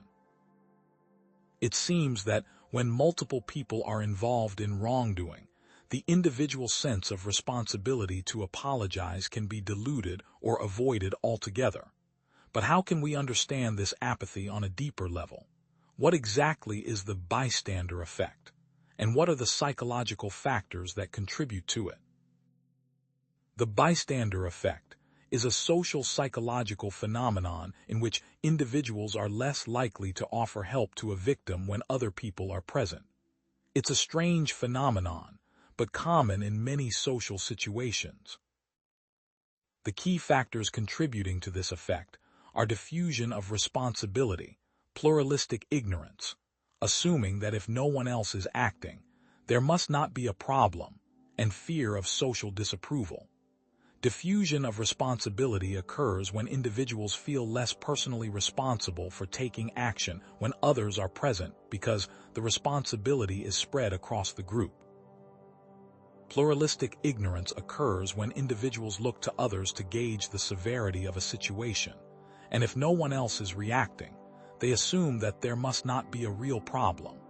And the fear of social disapproval can inhibit individual action, as people worry about being judged or ridiculed by others for intervening. Think of a crowded street where someone falls and is injured. Many people may witness the event, but few may actually offer help, assuming that someone else will take care of it. How does the bystander effect manifest in apology avoidance across different settings? Consider a group project where several members contributed to a mistake. No single member may feel the full weight of responsibility to apologize, assuming that someone else will take the lead. This diffusion of responsibility can result in a collective failure to acknowledge the harm caused. Now, shift that example to a corporate setting. Responsibility for wrongdoing is often diffused across multiple individuals and departments, making it difficult to identify who should apologize. For example, if a company releases a faulty product that harms consumers, the blame may be spread across the engineering, marketing, and customer service departments, with no single individual feeling personally obligated to apologize. Think of all the rationalizations, denials, and superiority complexes that could contribute to this effect. And what about online communities? Groupthink and lack of accountability can result in poor apologies or even outright denials of wrongdoing. Imagine an online forum where members engage in harassment or bullying. The anonymity and lack of face-to-face contact can create a sense of diffusion of responsibility, leading individuals to feel less accountable for their actions. Are there any instances where you've noticed groups deflecting blame onto one another? What are the ethical implications of this behavior? But what are the ethical implications of the bystander effect on apology avoidance? It can lead to a culture of moral inaction and a failure to address wrongdoing effectively. When individuals consistently avoid taking responsibility for their actions, it can erode trust, damage relationships, and create a climate of impunity. The bystander effect can also perpetuate cycles of harm, as victims are left feeling invalidated and ignored. Imagine a community where acts of discrimination or injustice are routinely overlooked or excused. This can create a culture of fear and silence, where victims are afraid to speak out and perpetrators are emboldened to continue their harmful behavior. Have you ever witnessed the bystander effect in action? How did it make you feel? In what situations are you most likely to experience a diffusion of responsibility? How can you overcome this tendency? Given bystander effects reducing moral action, how do we combat these effects? While the bystander effect can be a powerful force, individuals can actively cultivate moral courage and overcome the inertia of the crowd, choosing to apologize even when others remain silent. Moral courage is the strength to act in accordance with one's values, despite the risk of social disapproval or negative consequences. It is the opposite of moral apathy. What exactly is moral courage, and what are its key components? Moral courage involves identifying ethical principles, recognizing ethical dilemmas, and overcoming fear. Having a clear understanding of one's own values and ethical obligations is essential for moral courage. It is also critical to be able to identify situations where one's values are being challenged or compromised. Being able to overcome the fear is key to acting in accordance with one's values, even when it's difficult or unpopular. Moral courage is not simply about being brave or reckless. It's about making a conscious decision to act ethically, even when it comes at a personal cost. Think of the people who stood up to power and what they risked. How can one cultivate moral courage in practice? It starts with strengthening one's own internal compass to determine good from bad. It requires a commitment to living in alignment with one's values, even when it's difficult or unpopular. This involves regularly reflecting on one's actions, decisions, and behaviors, and making adjustments as needed to ensure that they are consistent with one's ethical principles. Secondly, one must practice self-compassion. It's important to be compassionate with one's own failures, enabling the ability to make better decisions.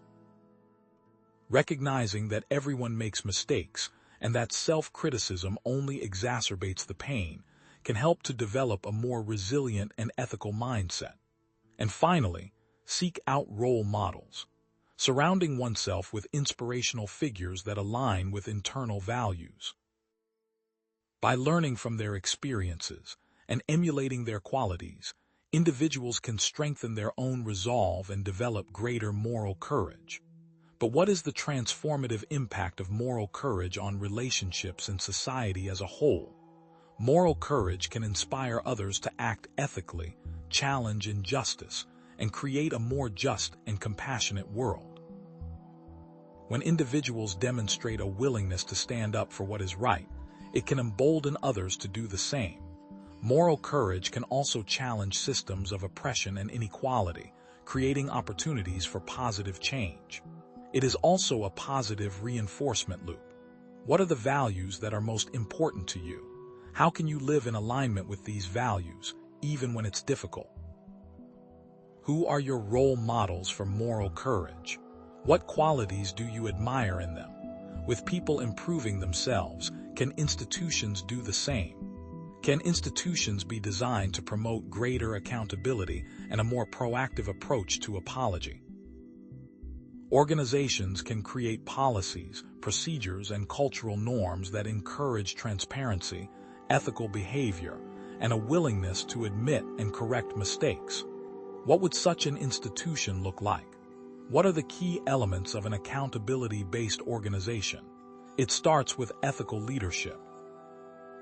Leaders who model ethical behavior and prioritize transparency, honesty, and fairness are essential for creating a culture of accountability. It also means creating clear ethical codes, a well-defined set of ethical principles that guide decision-making and behavior at all levels of the organization. The next step is to create reporting mechanisms, safe and confidential channels for reporting ethical concerns or wrongdoing, without fear of retaliation, and a commitment to restorative justice, a commitment to repairing harm caused by wrongdoing, rather than simply punishing offenders. If all institutions had these values, how would society improve? But how can organizations institutionalize accountability in a real way? First, implement ethical training. Offer training to all employees on the organization's ethical code, policies, and procedures, as well as on relevant laws and regulations. This will help to ensure that everyone understands their ethical obligations and how to report concerns or wrongdoing. Next, establish independent oversight committees. Create committees that are independent from management and have the authority to investigate ethical concerns and recommend corrective action. Publicly acknowledge mistakes. When mistakes occur, organizations should publicly acknowledge them, take responsibility for the harm caused, and commit to making amends. And partner with ombudsmen to facilitate a means for ethical recourse. By partnering with such impartial third parties, an organization can ensure accountability. But what are the benefits of creating an accountability-based organization? It can enhance trust, improve employee morale, and strengthen the organization's reputation. When stakeholders trust that an organization is committed to ethical behavior, they are more likely to support its mission and goals. Accountability also fosters a sense of pride and ownership among employees, leading to increased motivation and productivity. Think of all the benefits that could cascade from an institution with a culture of accountability. What steps can your organization take to promote greater accountability and ethical behavior? How can you advocate for change within your organization to create a more transparent and responsible culture? So, if the bystander effect contributes to a lack of accountability, and we know that inner child wounds contribute to the need to deflect and project, it seems we've got a complex problem on our hands. But here's what most people miss. These behaviors are also heavily influenced by societal norms and power dynamics. What we'll discover next is even more shocking: how cultural expectations and the imbalance of power can further complicate the act of apologizing. To what extent is the inability to apologize connected to an underlying need for control, where admitting fault is unconsciously perceived as a surrender of authority and autonomy? For some individuals, apologizing feels like relinquishing power, control over the situation, and even control over their self-image. The ego, that delicate construct we've discussed before, often fiercely guards against any perceived threat to its dominance, and for some, an apology is just that, a direct challenge to its carefully maintained facade. But is it really a weakness to admit you're wrong? In a psychological context, control refers to the ability to influence events and outcomes, to maintain a sense of predictability and stability in one's environment. Healthy control involves self-regulation, the capacity to manage one's own emotions, behaviors, and impulses. Unhealthy control, on the other hand, manifests as a need to dominate others, to dictate their actions and thoughts, and to resist any perceived challenge to one's authority. Anxiety plays a significant role in driving this need for control, as individuals often seek to exert dominance over their surroundings as a way to alleviate feelings of uncertainty, vulnerability, and fear. The more anxious someone is, the more likely they are to try and control all outside factors. But what happens when the thing that needs controlling is oneself? This need for control manifests in apology avoidance in a myriad of ways. Consider the micromanager's resistance. Individuals who micromanage others often avoid apologizing because admitting fault feels like a loss of control over the situation.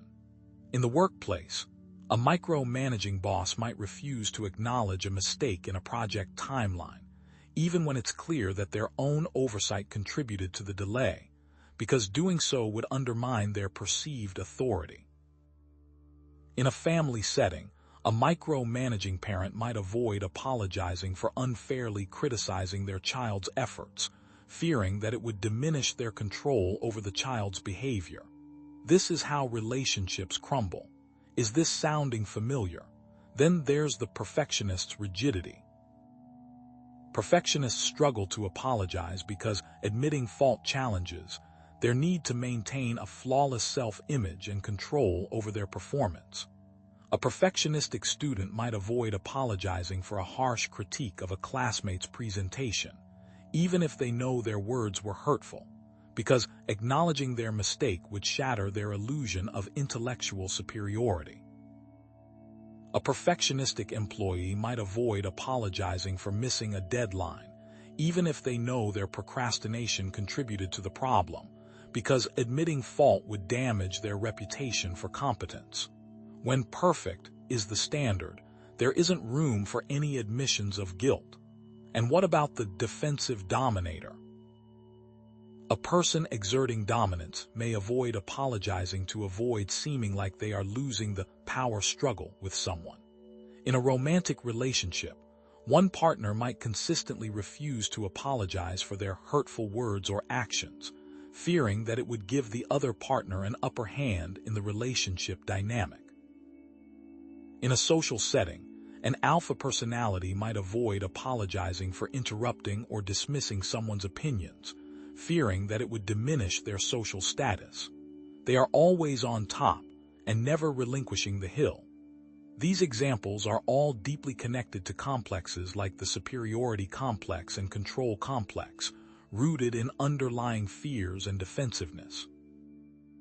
Individuals with a superiority complex often feel entitled to avoid apologizing, believing that they are above making mistakes or that their actions are justified by their inherent superiority. Those with a control complex may avoid apologizing because they fear that admitting fault will undermine their ability to manipulate and dominate others. This all relates back to fear and defensiveness, as individuals cling to control as a way to protect themselves from perceived threats to their ego and sense of self-worth. The impact of control-driven apology avoidance on relationships and communication is devastating. It can lead to a climate of distrust, resentment, and a lack of genuine connection. When individuals consistently prioritize control over empathy and accountability, it erodes the foundation of trust upon which healthy relationships are built. It creates a power dynamic where one person's needs and feelings are consistently devalued, leading to resentment and alienation. And it prevents genuine communication, as individuals become more focused on defending their positions than on understanding and connecting with others. In what areas of your life do you feel the need to maintain control? How does this influence your apology behaviors? How might you begin to relinquish some of your need for control to foster greater trust and intimacy in your relationships? Given that control impacts one's apology behaviors, what can we do to help that person release control and apologize? While we know that these are all constructs, and we can use tools to help the person. While the need for control can be a powerful force, individuals can actively challenge this tendency and cultivate greater trust and vulnerability, fostering a greater capacity for genuine apology. Trust is a key ingredient in apology, as it creates a safe space for individuals to acknowledge their mistakes and express remorse without fear of judgment or retribution. Without trust, apologies can feel empty, insincere, and even manipulative. So how do we foster a space for trust? Trust and vulnerability are intricately interconnected. Trust can be defined as a belief in the reliability, truth, ability, or strength of someone or something. It's the foundation upon which healthy relationships are built, allowing individuals to feel safe, secure, and connected to others. Vulnerability, on the other hand, requires taking a risk and placing trust in others, even when there is a possibility of being hurt. It involves opening oneself up emotionally, sharing one's thoughts, feelings, and experiences authentically, without fear of judgment or rejection. And perhaps most importantly, it involves self-trust, that sense of confidence that even if something goes awry, you can survive and thrive. How do we actually put these abstract concepts into practice? By practicing transparency, encouraging individuals to be open and honest in their communication, sharing their thoughts and feelings authentically. Instead of saying, "I'm fine," when you're feeling overwhelmed, try saying, "I'm feeling a bit overwhelmed right now, but I'm working on it." Or, instead of hiding your mistakes, try saying, "I made a mistake and I'm taking steps to correct it." Furthermore, be reliable by following through on commitments and being consistent in their behavior. If you say you're going to do something, do it. If you can't do it, communicate that clearly and honestly, but follow through as much as possible. Then take calculated risks by taking small, manageable risks to build trust and vulnerability over time.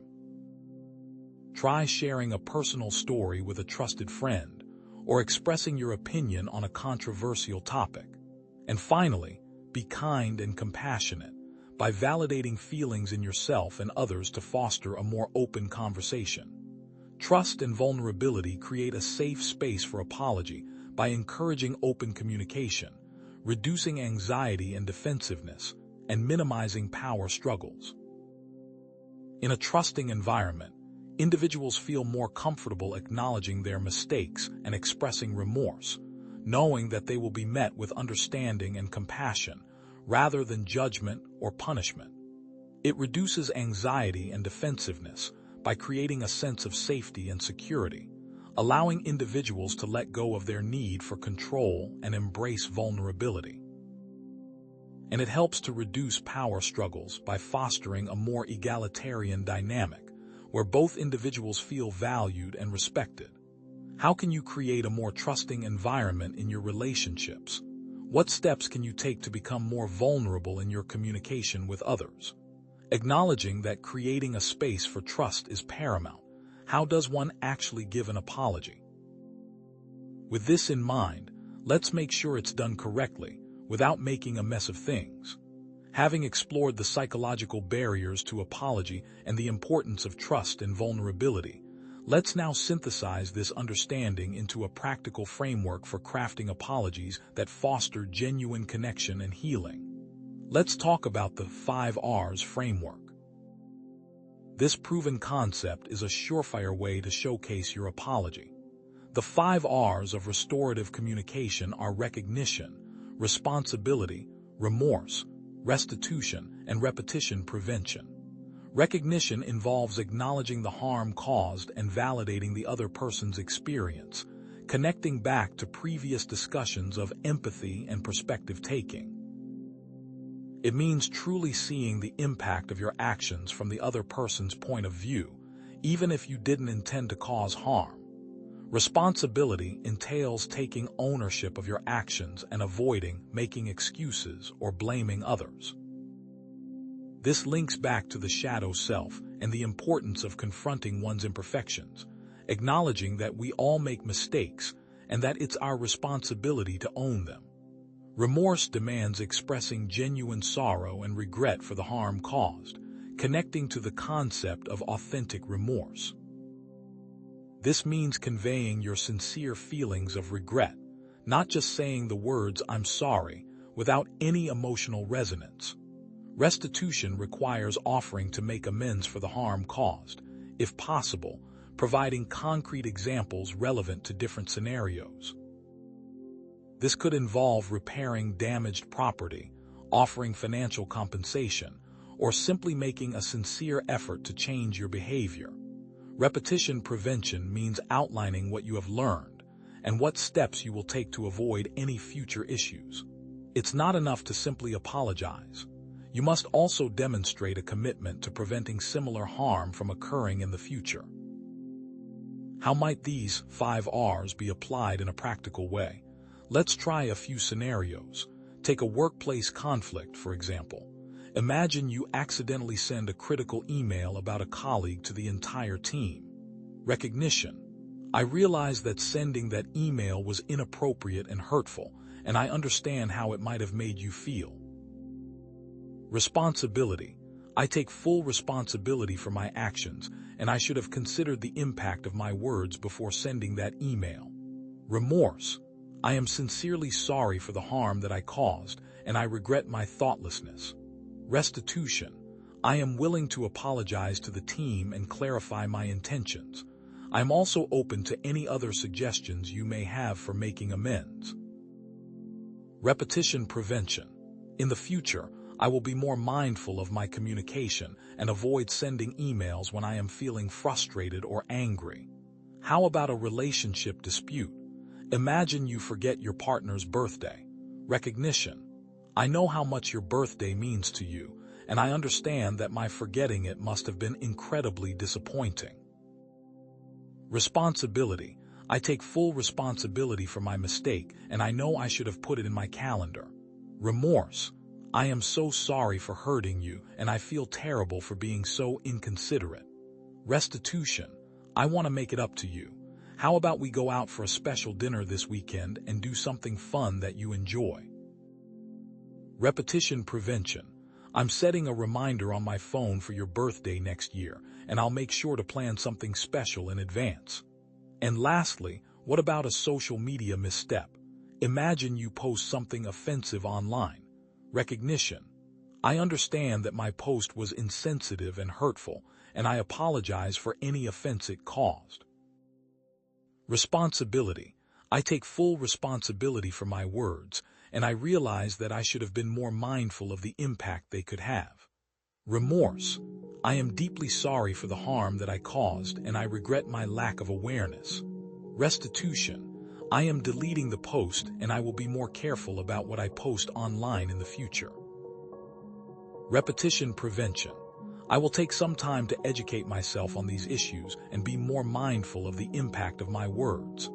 These 5 R's can transform apology into a catalyst for growth, turning negative experiences into opportunities for growth and strengthening connections with others.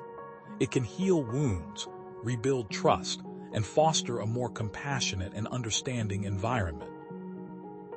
It's not just about saying, "I'm sorry." It's about demonstrating a genuine commitment to learning, growing, and making amends for one's mistakes. Having provided tools for use in practical situations, we can dive into moral courage and what it takes to act as a moral agent in a world of chaos. But what does courage really mean? And how can moral conviction help?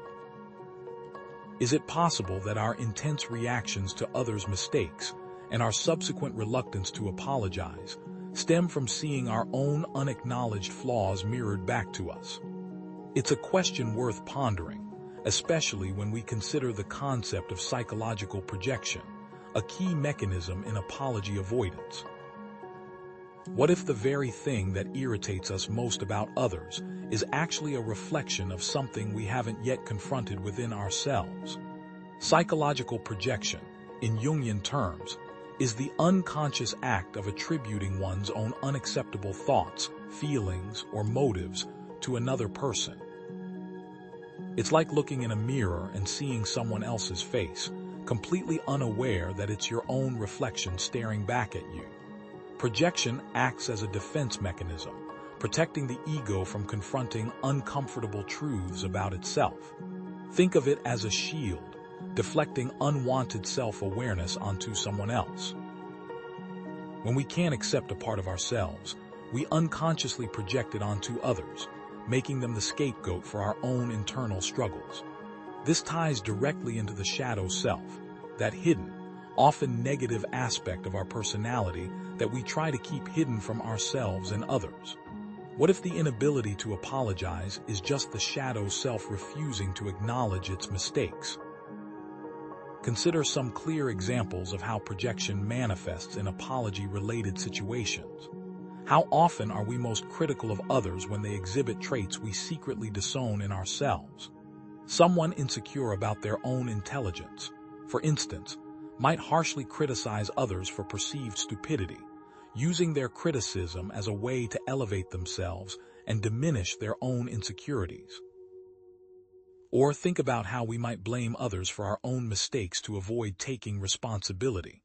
Someone chronically late might blame traffic, the coffee, the weather, or even the dog rather than their own poor time management skills. They're shifting the focus away from their own shortcomings and onto external factors beyond their control. And what about the people who are quick to accuse others of malice? Does it ring true that individuals with malicious intentions might be quick to accuse others of bad faith, projecting their own dark thoughts and feelings onto innocent parties? Each of these examples connects to complexes and defense mechanisms, such as rationalization or denial, where we unconsciously distort reality to protect our egos. Isn't it fascinating how we're so quick to see the flaws in others while remaining blind to our own? The impact of projection on relationships and communication can be devastating. It inhibits genuine connection, leading to misunderstandings, blame, and defensiveness. When we're projecting our own issues onto others, we're not truly seeing them for who they are. We're seeing a distorted version of them, filtered through the lens of our own insecurities and unresolved conflicts. This creates a barrier to empathy and understanding, making it impossible to offer sincere apologies.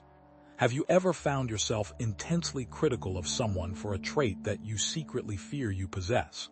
How might projection be influencing your interactions with others and preventing you from offering sincere apologies?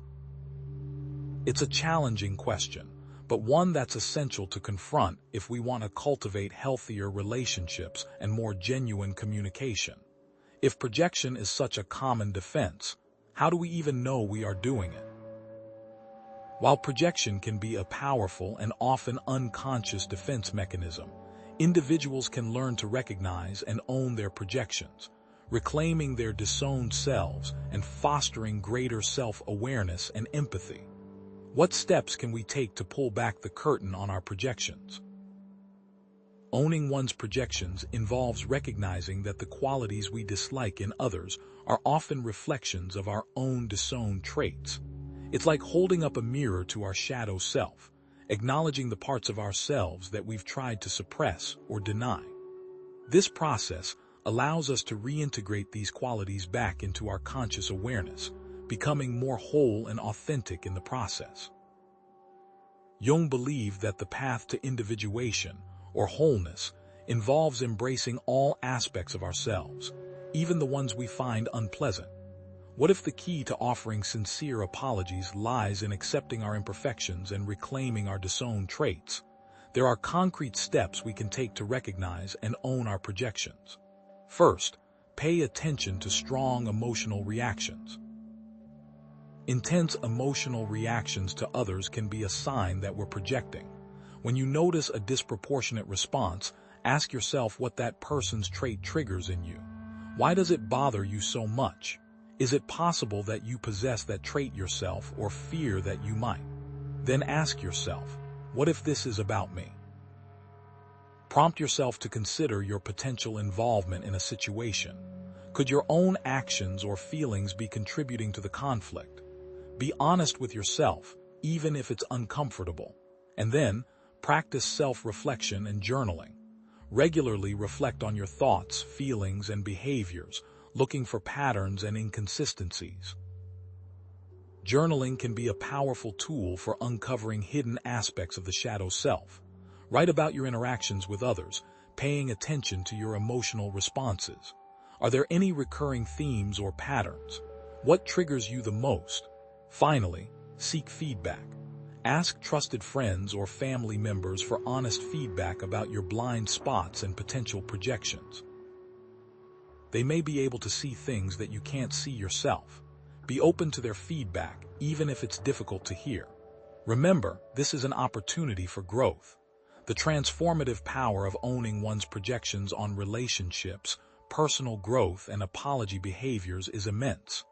By reclaiming our disowned selves, we become more whole, authentic, and compassionate. We reduce the need for defensiveness, as we're no longer trying to protect ourselves from uncomfortable truths. And we open ourselves up to genuine connection with others, as we're able to see them more clearly and empathize with their experiences. What steps can you take today to become more aware of your projections? How might owning your projections help you to offer more sincere and heartfelt apologies? If we now know ourselves, what is the process for finding reconciliation? Having explored the psychological barriers to apology and the process of owning our projections, how can we transform conflict into connection through the alchemy of reconciliation? Isn't it time we stop just patching up the cracks and start rebuilding the foundation?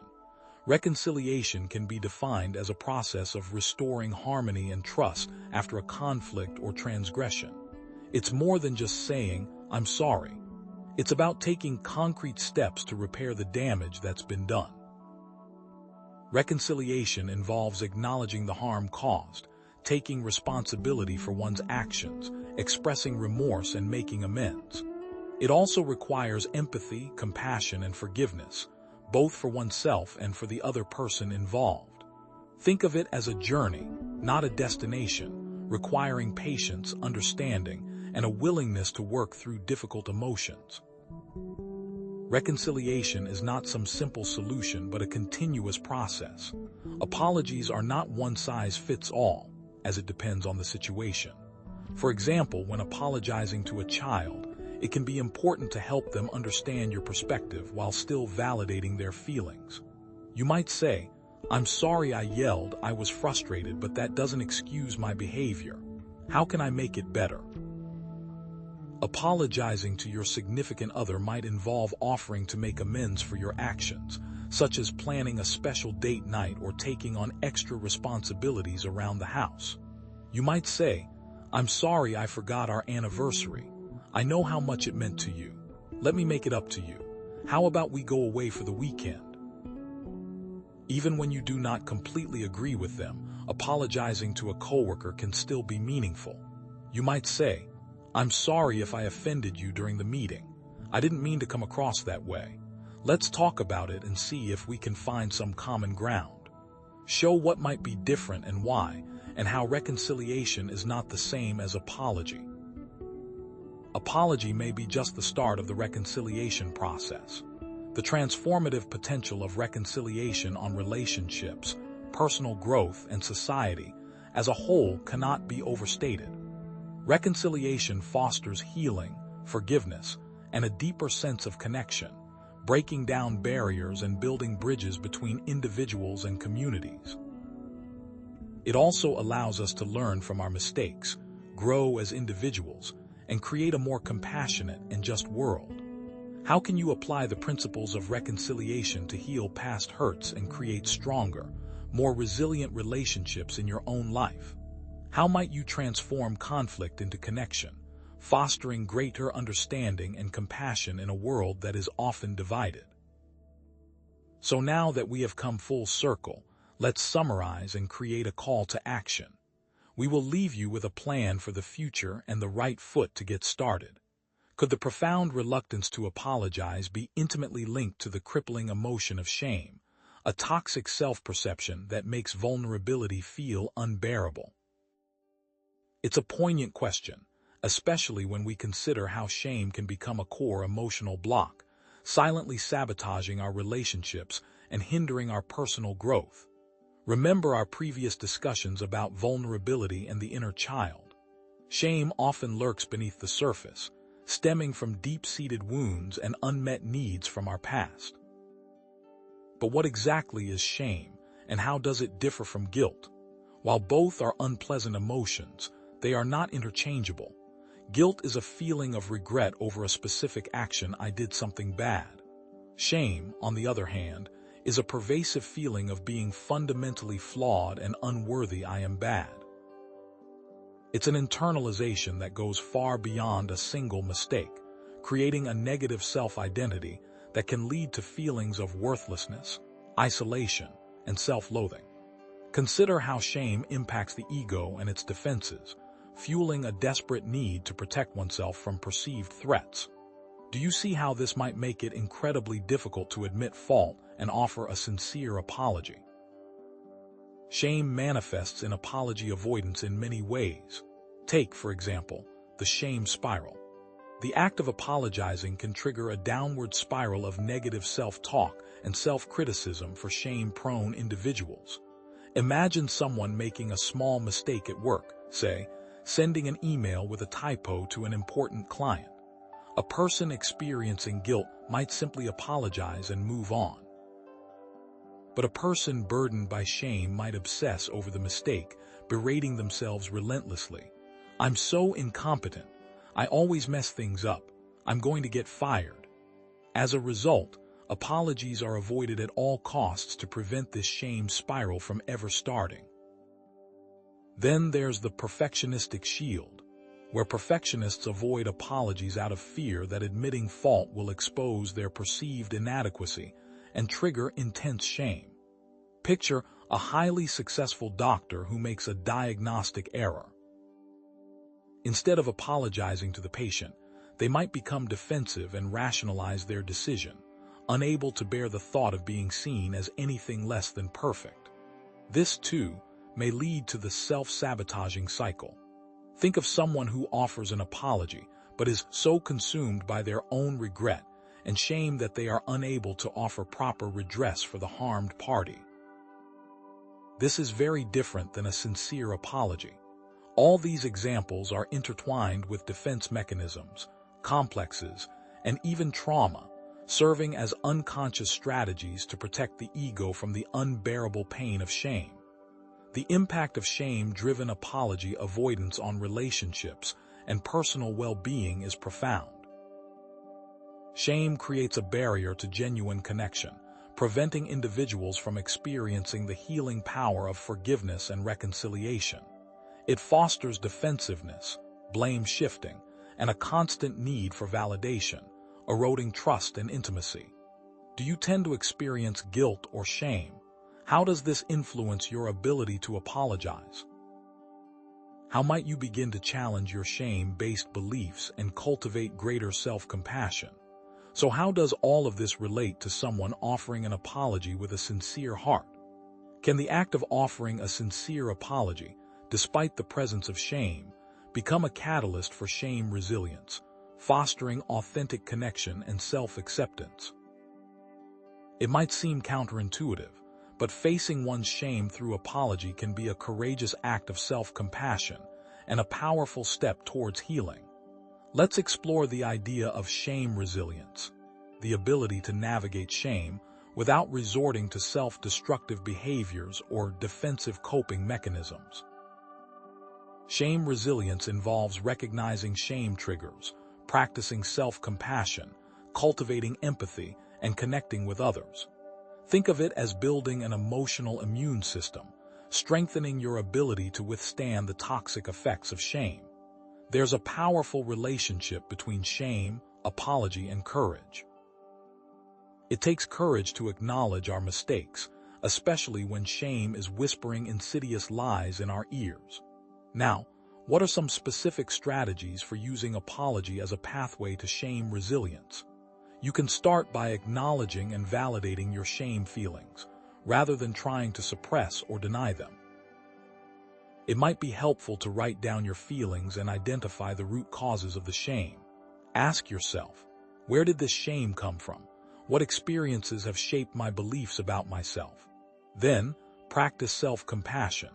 Treat yourself with the same kindness and understanding you would offer a friend who is struggling.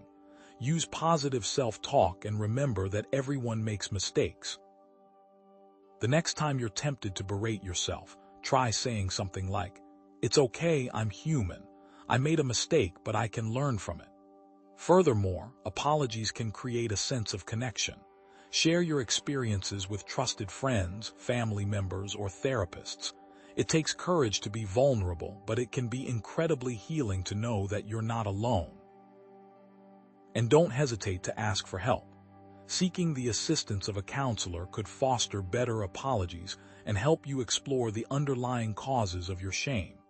Consider the transformative impact of apology on shame resilience and authentic connection. Apology can break the cycle of shame and foster greater self-acceptance, empathy, and vulnerability. It allows us to move beyond self-condemnation and towards self-forgiveness. By taking responsibility for our actions and making amends, we can repair damaged relationships and create a more positive self-image. How might you begin to use apology as a tool for building shame resilience? In what ways can you foster greater authenticity and connection in your relationships through the act of sincere apology? While the focus has been on the person apologizing, how can we look at how someone receives an apology? Even when a sincere apology is offered, can the ability to receive it gracefully be a key factor in fostering forgiveness, healing, and restoring trust within a relationship? It's a question that deserves careful consideration, as the way we receive apologies can have a profound impact on the outcome of a conflict. Receiving an apology is not always easy, and it requires vulnerability, empathy, and a willingness to let go of resentment. Think of it as an active process, one that requires conscious effort and a genuine desire to heal. One of the biggest challenges is vulnerability. Receiving an apology requires the willingness to be open to the possibility of forgiveness. It can be difficult to let go of anger and hurt, especially if the transgression was significant. It also requires the ability to empathize with the other person's perspective and understand their remorse. Try to see things from their point of view. What might have motivated their behavior? What are they feeling now? While it is important to be open to the other person, be sure to set boundaries and avoid abuse. There are effective strategies for receiving an apology with grace. First, actively listen. Focus on understanding the other person's perspective without interrupting or becoming defensive. Then, validate their emotions.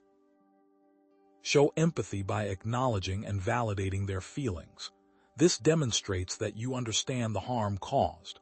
You might say something like, "I understand that you feel bad about what happened, and I appreciate you apologizing." Express what you need from them moving forward. What specific actions do you need them to take to repair the damage? Finally, if you are ready, offer forgiveness and commit to moving forward. If you are not ready, then that is also okay. Remember, the act of forgiveness is not about condoning harmful behavior, but rather about choosing to release negative emotions and move forward. Forgiveness can foster healing, not just for the person who offered the apology, but for the person who received it as well. What helps you move through the journey of forgiveness? Is there anything you can do to promote open communication during or after someone apologizes to you? As we pull these concepts together, are there any final, take-home items to consider? What we will discover next is how societal expectations can impact all of this. But can the demand for an apology itself be a form of manipulation, designed to control or exploit another person? It's a challenging question, especially when we consider how some individuals may weaponize the very expectation of an apology. This can be a subtle yet insidious dynamic in relationships, leaving one person feeling perpetually obligated and the other in a position of power. So, what exactly do we mean by emotional manipulation?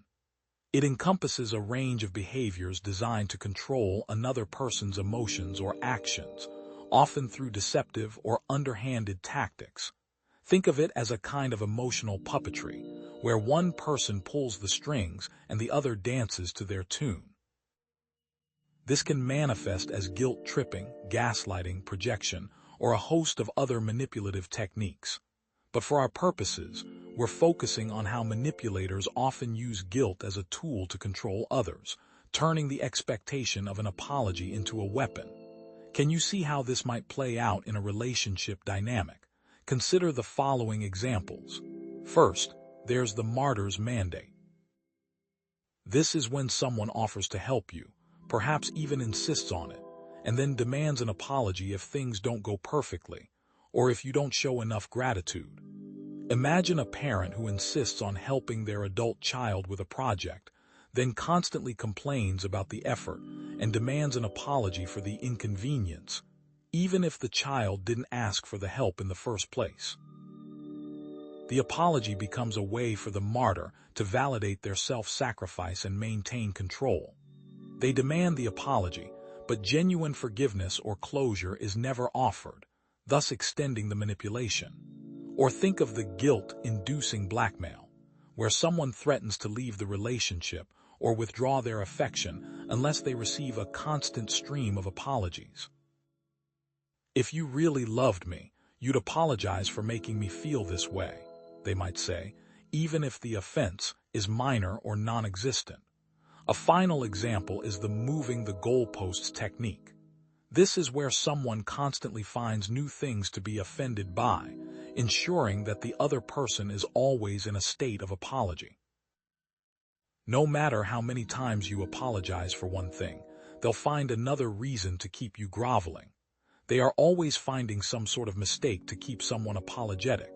What is the true impact of these manipulative apology demands?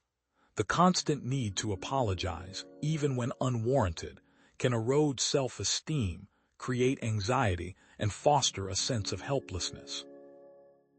It can also distort one's sense of reality, making it difficult to trust one's own judgment and intuition. Victims of such manipulation may start to believe they are inherently flawed or incapable of doing anything right. How can we be better at identifying these behaviors, both in ourselves and in others? What might you do to address these issues? If some apologies are demanded in bad faith, can there be long-term impacts? In cases of manipulative apologies, how can people protect themselves and maintain their emotional well-being? It's crucial to reframe the dynamics and recognize that you are not responsible for managing another person's emotions or insecurities. This is where assertiveness, self-respect, and clear boundaries become essential tools. Remember that you have the right to stand up for yourself. Let's review these concepts. Assertiveness is the ability to express your needs and opinions clearly and respectfully, without infringing on the rights of others. Self-respect is a deep-seated belief in your own worth and value, regardless of external validation. Boundaries are the limits you set to protect your physical, emotional, and mental well-being. It's important to highlight the need for healthy, not selfish or aggressive, boundary setting. Healthy boundaries stem from self-respect and a clear understanding of your own needs and limits. Setting boundaries isn't about being difficult or controlling. It's about protecting your well-being and fostering healthy relationships. And remember, you should not have to apologize for being yourself. Your thoughts, feelings, and needs are valid, and you have the right to express them without fear of judgment or punishment. Now, what are some specific techniques for acting with healthy regard for yourself in these situations? One effective strategy is the gray rock method. This involves becoming as uninteresting and unresponsive as possible to the manipulator. Imagine turning yourself into an emotionless stone, boring and unreactive to their attempts to elicit a reaction. You provide minimal information, avoid engaging in emotional arguments, and generally become as dull as dishwater. This deprives the manipulator of the emotional fuel they crave, making them less likely to target you. It is also important to remember that it is okay to disengage. You are not obligated to continue a conversation that is making you uncomfortable or that feels manipulative.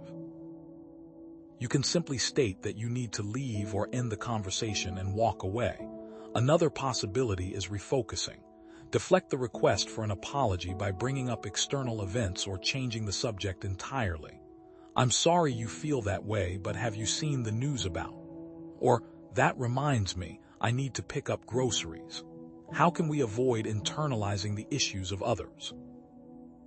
It's crucial to recognize that a manipulator's behavior is a reflection of their insecurities and unmet needs, not a reflection of your worth.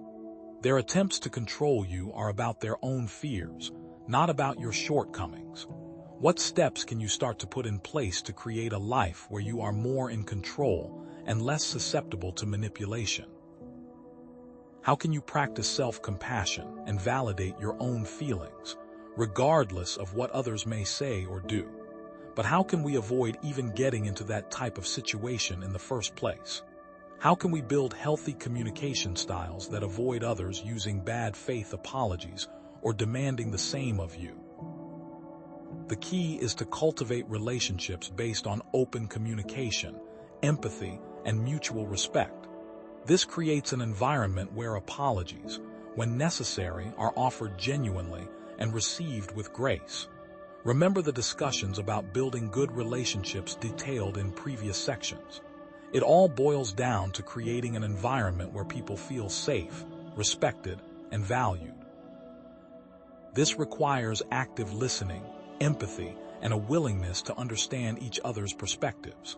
When people feel heard and understood, they are less likely to resort to manipulation or demand insincere apologies. One strategy is to lead by example. Show people a better alternative. Demonstrate the kind of communication you want to receive by offering genuine apologies when you make mistakes, validating their feelings, and taking responsibility for your actions. Another strategy is checking in.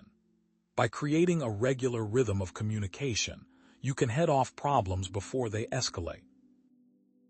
Ask people how they are feeling, what they are struggling with, and what they need from you. This shows that you care and are invested in their well-being. Finally, establish that open communication is expected and create a safe place for expression. Encourage people to share their thoughts and feelings without fear of judgment or retaliation.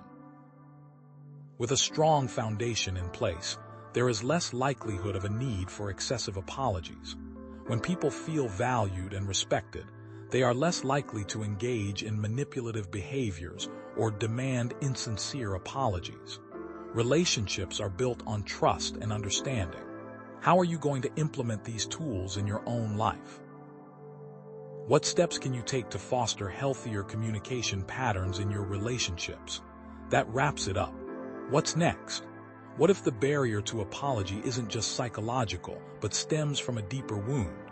Moral injury, a profound sense of violation stemming from actions that transgress one's deeply held moral beliefs. It's a challenging question, because it suggests that some wounds are so deep that apologies alone are insufficient. We've explored how defensiveness, fear, and manipulation can block the path to remorse. But what happens when the very act of acknowledging wrongdoing feels like a betrayal of one's core values? Let's delve into the concept of moral injury. It's not simply psychological trauma, though it can certainly be traumatic. It's the distress that occurs when someone acts in a way that violates their own moral code, or witnesses someone else's immoral actions. Think of it as a deep fissure in the soul, a shattering of one's fundamental beliefs about right and wrong. This often involves feelings of guilt, shame, betrayal, and a loss of trust in oneself and others. Psychological trauma is often an injury done to someone. Moral injury is the internal experience of violating one's own moral compass. Apology deficits often arise from an unwillingness to confront the psychological trauma. Moral injury is a different beast altogether. How might moral injury specifically manifest in apology avoidance? Consider the soldier's silence. Imagine a soldier who, in the heat of battle, made a decision that saved lives but violated the rules of engagement or resulted in unintended civilian casualties. While they might be hailed as a hero by some, they may struggle to apologize for their actions, feeling that no apology can ever truly atone for the moral compromise they made. The interplay of guilt, shame, and moral responsibility becomes a tangled web, paralyzing their ability to express remorse. What does it mean to atone for an action that saves lives but violates core beliefs? Or consider the betrayed whistleblower's reticence. An individual who witnessed and reported wrongdoing in their organization may struggle to offer or accept apologies. They may feel that the institution has betrayed their values, and that apologies are meaningless gestures designed to protect the organization's reputation rather than acknowledge the harm done. Their sense of moral outrage may fuel a refusal to forgive or seek reconciliation. Could you offer an apology to someone who has betrayed you and your values? Finally, think of the healthcare worker's exhaustion. Being forced to make life or death decisions with limited resources, or being pressured to prioritize profits over patient care, may lead to a loss of empathy and an inability to connect with the need for apologies. Their moral injury stems from the constant violation of their oath to care, leaving them emotionally depleted and unable to engage in meaningful remorse. What are the long-term consequences of unaddressed moral injury on individuals and communities? It can lead to cynicism, disillusionment, and a breakdown of social trust. When people feel that their moral compass has been shattered, they may lose faith in institutions, leaders, and even themselves. This can manifest as social withdrawal, substance abuse, or even violent extremism. Consider how this plays out in everyday scenarios. Have you ever experienced a situation that violated your deeply held moral beliefs? How did it impact your ability to trust yourself and others? How might you begin to heal from moral injury and reclaim your sense of moral integrity? Given the challenges to moral injury, how can a person even express an apology? Is it possible? Now, can apology avoidance become contagious, spreading through social groups and organizations like a virus, creating a culture of silence and impunity? It might seem far-fetched, but the phenomenon of social contagion suggests that behaviors and attitudes can indeed spread through a group via observation and imitation. The implications for apology are troubling. What happens when taking responsibility becomes an aberration rather than the norm? Let's consider social contagion and groupthink in the context of apology. Individuals are more likely to adopt behaviors that are perceived as normal or acceptable within their social group, even if those behaviors conflict with their own values. Think about it. How often have you gone along with a decision simply because everyone else seemed to agree, even if you had reservations? The fear of social disapproval or ostracism can lead individuals to suppress their own moral compass and conform to the group's norms. And that's without even getting into ethical fading, where people will stop seeing the ethical implications of their decisions. It may seem a bit extreme, but it can be so insidious. How does it affect an organization's ability to acknowledge wrongdoing? Consider a few concrete examples of how apology avoidance can spread through social contagion. First, there's the office echo chamber. Imagine a workplace where leaders avoid apologizing for their mistakes, instead deflecting blame or justifying their actions. This can create a culture where employees also avoid taking responsibility, fearing that admitting fault will be seen as a sign of weakness or incompetence. Subtle cues, such as the lack of acknowledgement during meetings, can reinforce the culture of silence. Overt actions, like punishing someone for speaking out of turn, will quickly reinforce the pattern. Then there is the online mob mentality. Online communities can amplify negative behaviors, making it difficult for individuals to express remorse or offer apologies. The anonymity of the internet can embolden people to engage in aggressive or abusive behavior, and the fear of being canceled can deter individuals from admitting wrongdoing. Think about how many times you've seen someone apologize online, only to be met with a barrage of criticism and condemnation. Finally, there is the family legacy of avoidance. Apology avoidance can become a learned behavior passed down through generations, creating a cycle of relational dysfunction. Children who grow up in families where apologies are rare or insincere may learn to avoid taking responsibility for their actions, perpetuating the pattern in their own relationships. This can even be connected to attachment theory and what children learn from parents early in life. What are the implications of apologies' social contagion for creating ethical and accountable communities? It can normalize harmful behaviors and undermine trust. When people see others getting away with wrongdoing, they may be more likely to engage in similar behavior themselves, creating a spiral of ethical decline. What happens when we start to expect dishonesty and irresponsibility from those around us? This may seem like it's taking it far, but could that erode social trust? Have you ever been in a situation where you felt pressured to conform to a group norm, even when it conflicted with your own values? How can you challenge social contagion and promote a culture of honesty, accountability, and apology within your social circles? Given the spread of moral injury and social contagion, is there anything a person can do to avoid this effect and take ownership of their actions? Or is it inevitable? Despite apologies' social contagion, what steps can one take to avoid this effect and take ownership of their actions? After all, we're not doomed to be swept away by negative influences. We have the power to resist, to choose a different path, and to create a more accountable and compassionate world. It starts with a recognition of the importance of good relationships. Strong, healthy relationships are built on trust, respect, and a willingness to take responsibility for our actions. When we prioritize these values, we create an environment where apologies are more likely to be offered and received genuinely. This often means taking the high ground, even when it's difficult. It means choosing integrity over expediency and prioritizing the well-being of others over our own ego. And of course, affirming one's own values and beliefs. This may be the most important thing of all.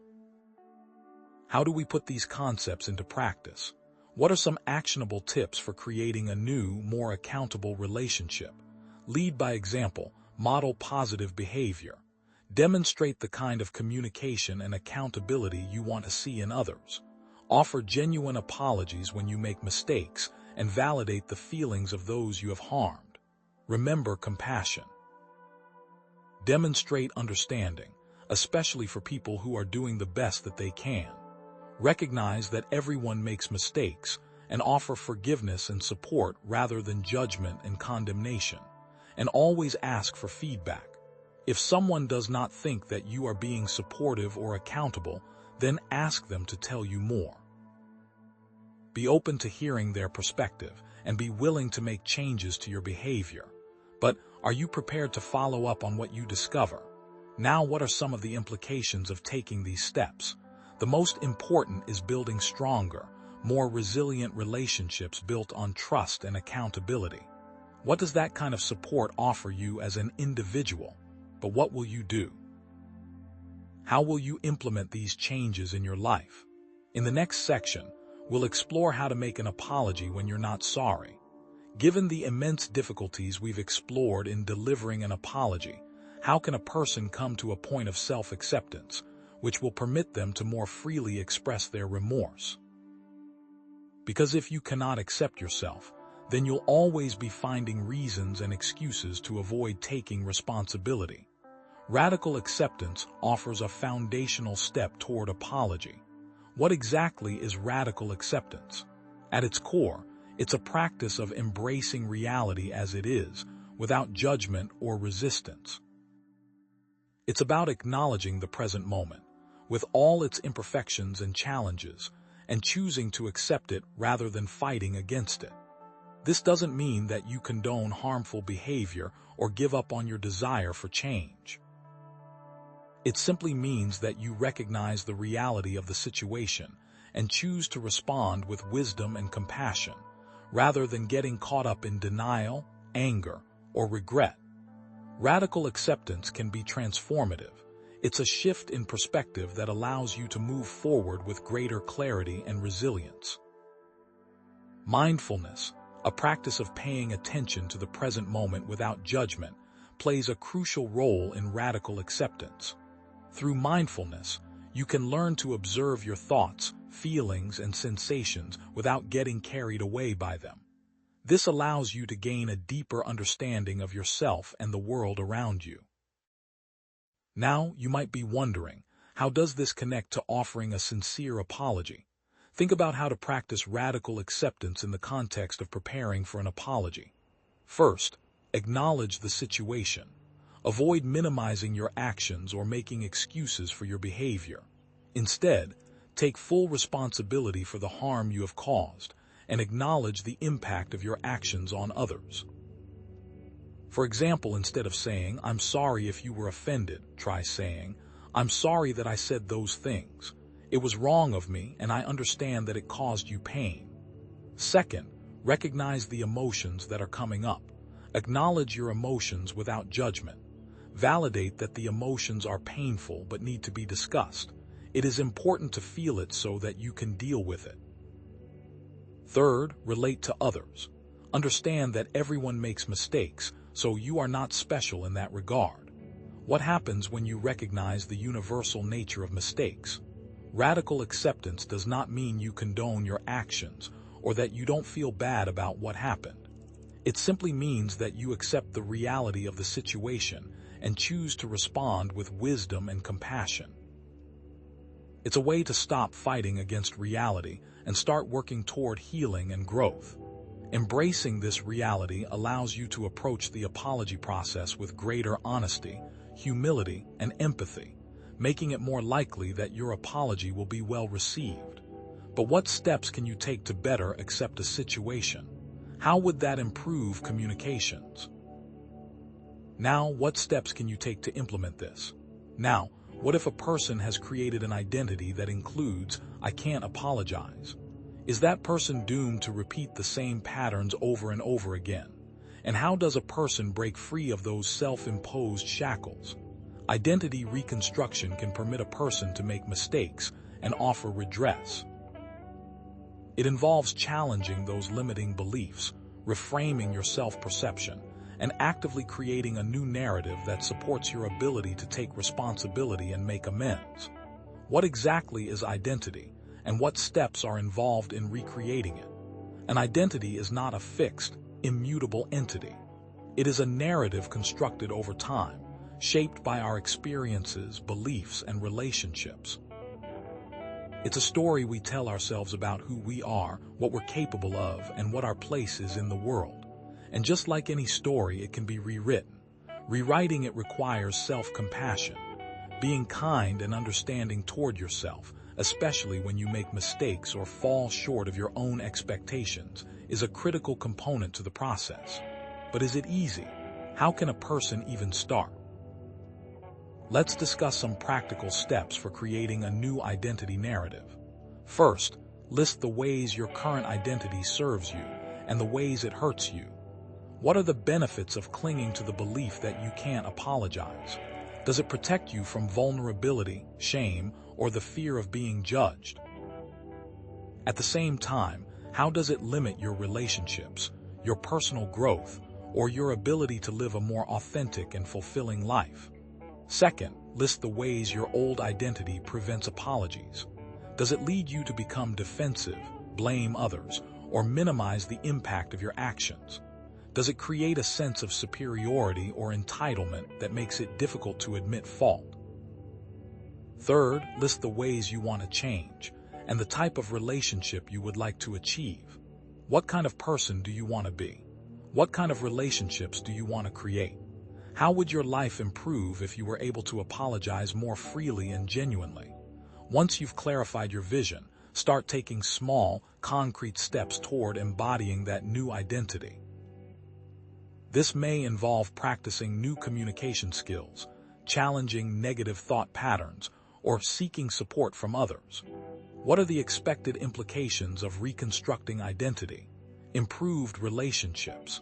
As you become more willing to take responsibility for your actions and apologize when you're wrong, you'll likely experience deeper connections with others. People will trust you more, feel safer with you, and be more willing to forgive you. The ability to show love expands. Love requires vulnerability, empathy, and a willingness to put the needs of others before your own. The easier it becomes to apologize, the easier it will become to embody those qualities. But are there tools that can be used to make the other person more receptive to an apology? With the tools in place to manage self, and the acceptance that mistakes happen, what communications techniques can be used to deliver an effective apology? After all, an apology is more than just saying, "I'm sorry." It's a complex act of communication that requires careful preparation, courage, and compassion. The perfect apology will take preparation, courage, and compassion. Good communication is more about listening than talking. Before you can offer a sincere apology, you need to truly understand the impact of your actions on the other person. This requires active listening, empathy, and a willingness to hear their perspective, even if it's different from your own. Remember that effective apologies are clear, concise, and complete. What do all of those things mean? Let's examine a few frameworks for the delivery of difficult conversations. Start by validating that difficult conversations are never easy. Acknowledge that you feel uncomfortable, nervous, or scared. This will help you to connect with the other person on a human level and create a space for open and honest communication. Use I statements to express that you are speaking for yourself. Instead of saying "you made me feel," try saying "I felt." When you. This will help you to avoid blaming or accusing the other person and instead focus on your own experience. Finally, ask the other person to assist you in making a better future. Express your desire to repair the relationship and create a more positive future together. Ask the other person for their input and suggestions. What happens when these techniques are used?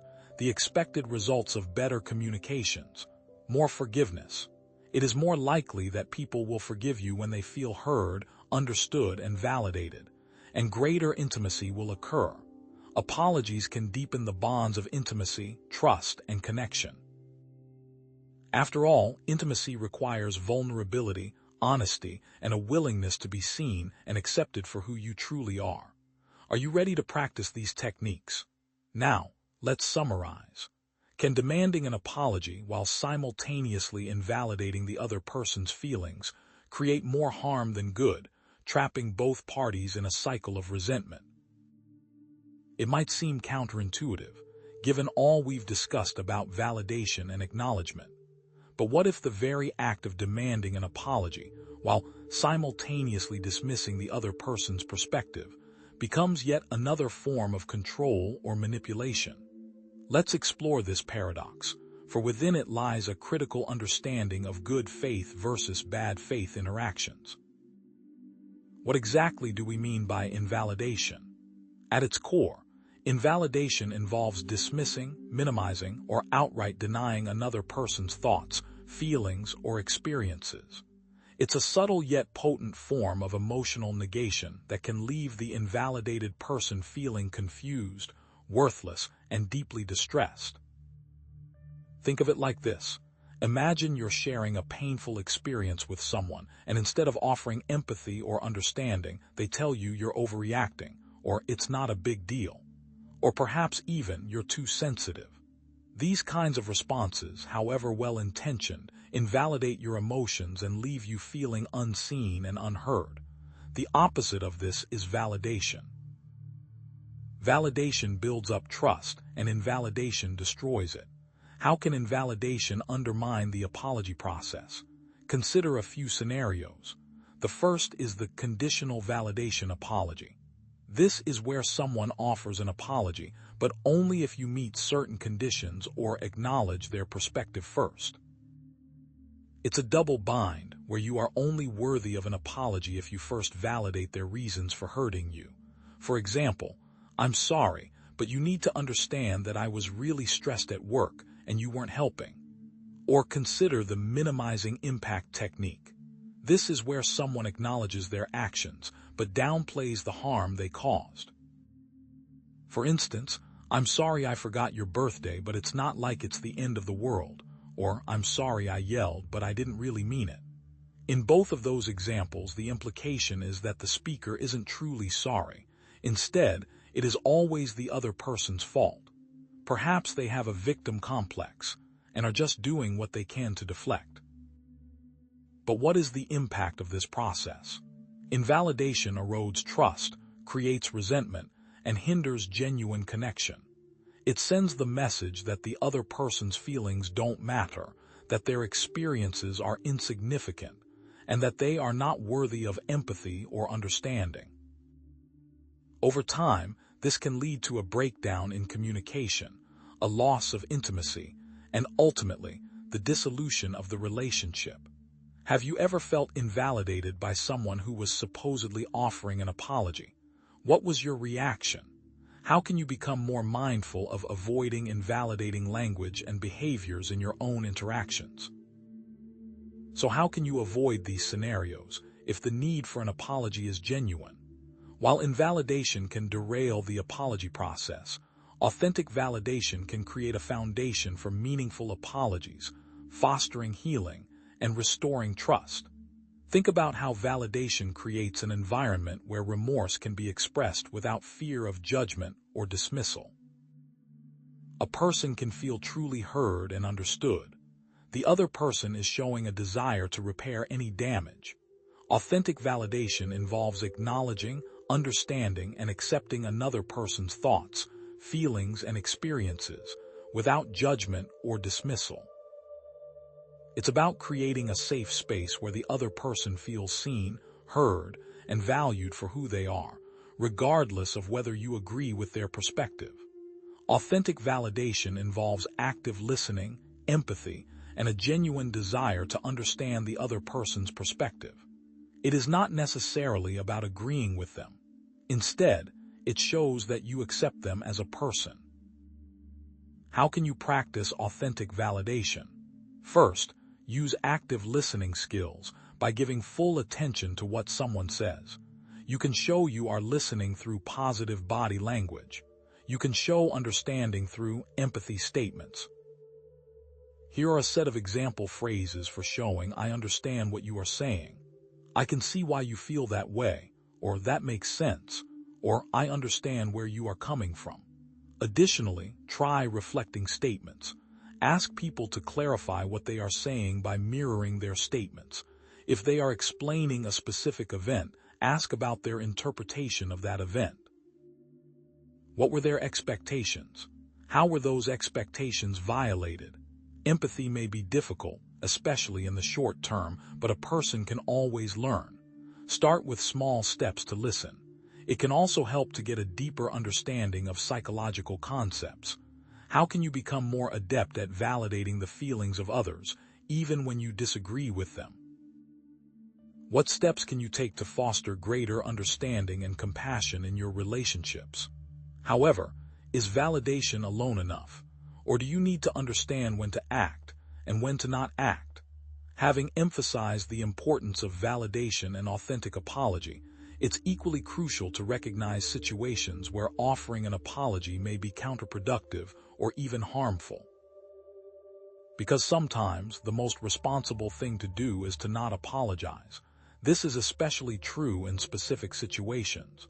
The first consideration is your own safety. If you're in a potentially dangerous situation, an apology might be seen as weakness.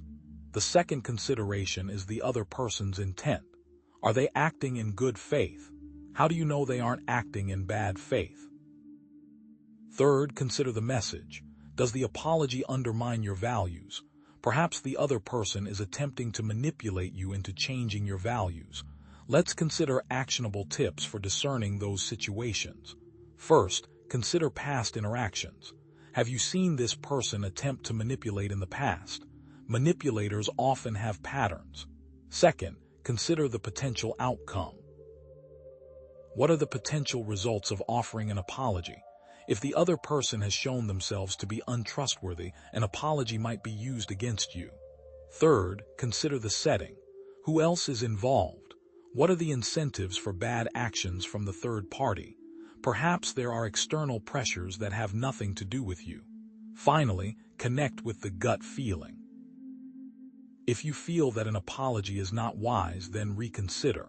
Protecting yourself is very important. In what situations are you most vulnerable? How can you stay strong to your ethics?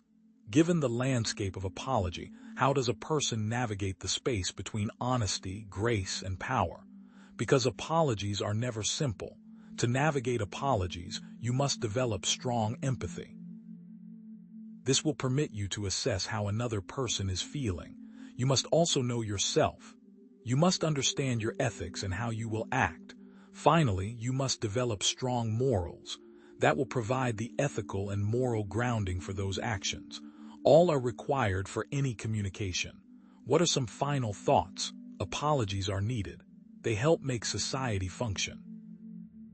Good people are often the first to apologize. It is not because they are weak, but rather because they have strength. With that in mind, have clear communications and enforce good boundaries. Doing so will help ensure all communications, including the times you apologize, have significant impact. Now, we're ready to summarize the content and then issue a call to action. Can apologies themselves be twisted into tools of power, used to subtly reinforce dominance rather than express genuine remorse? It may seem a cynical perspective, but the truth is that apologies can be manipulated. They can be weaponized by people with malicious intent.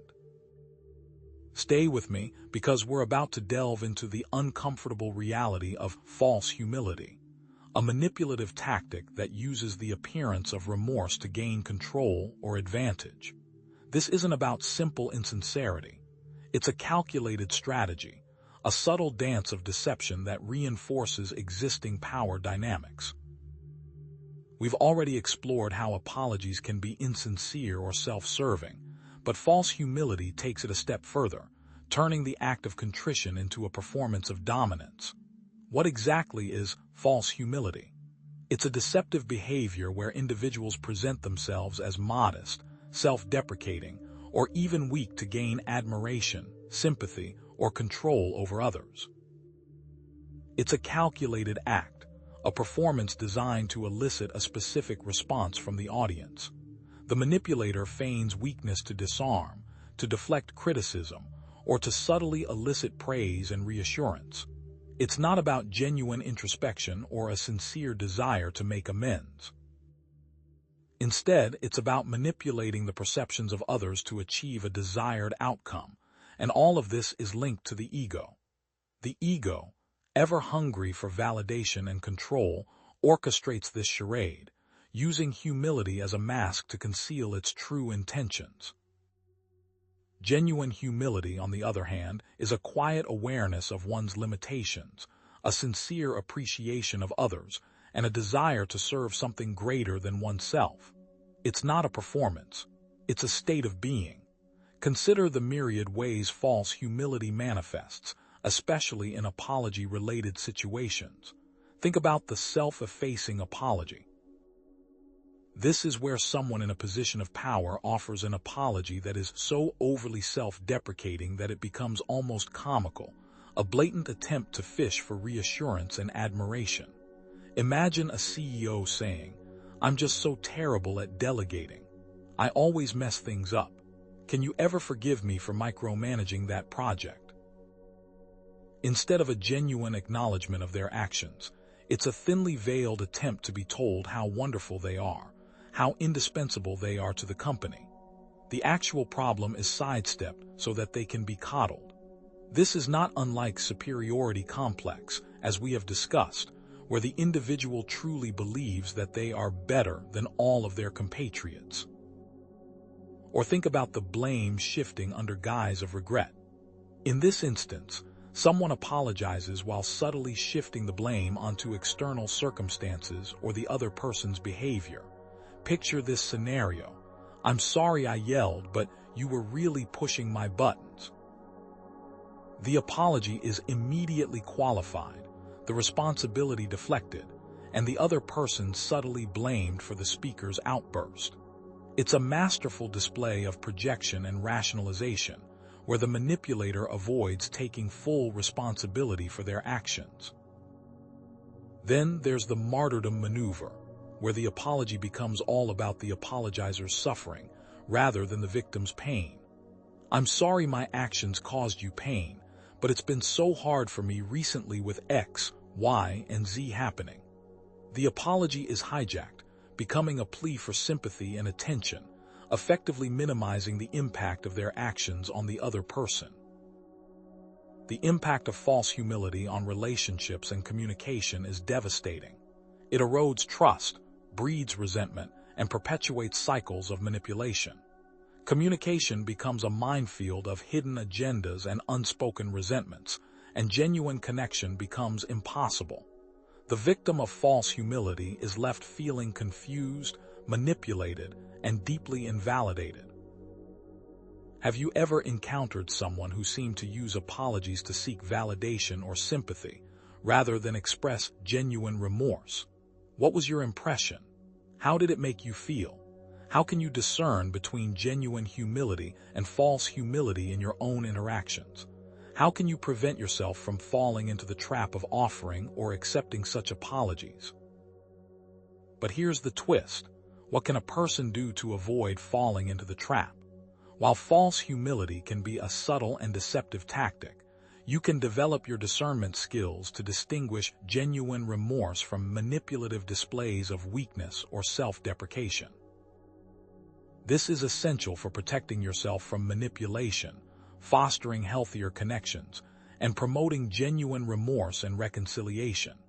Stay with me, because we're about to explore the art of spotting the facade, of seeing through the carefully constructed performance to the truth beneath. Discernment involves paying attention to both verbal and nonverbal cues, as well as trusting your intuition. It's about becoming a keen observer of human behavior, a careful listener, and a discerning judge of character. A key indicator of genuine remorse is sincerity. Look for a genuine expression of regret and sorrow for the harm caused, a heartfelt acknowledgement of the pain inflicted. Another key indicator is empathy. A person must understand the victim's feelings and experiences. It goes beyond mere lip service and truly means feeling another person's emotion. Also, consider responsibility. A person who is being sincere must take ownership of one's actions.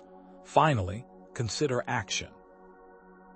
The person must commit to making amends for the harm caused and preventing similar situations from happening again.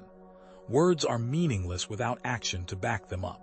To discern between the genuine from the fake, start with the body language. Micro-expressions are difficult to fake, and a person can often feel the truth. Do the person's words match their emotions? Does their body language betray their true feelings?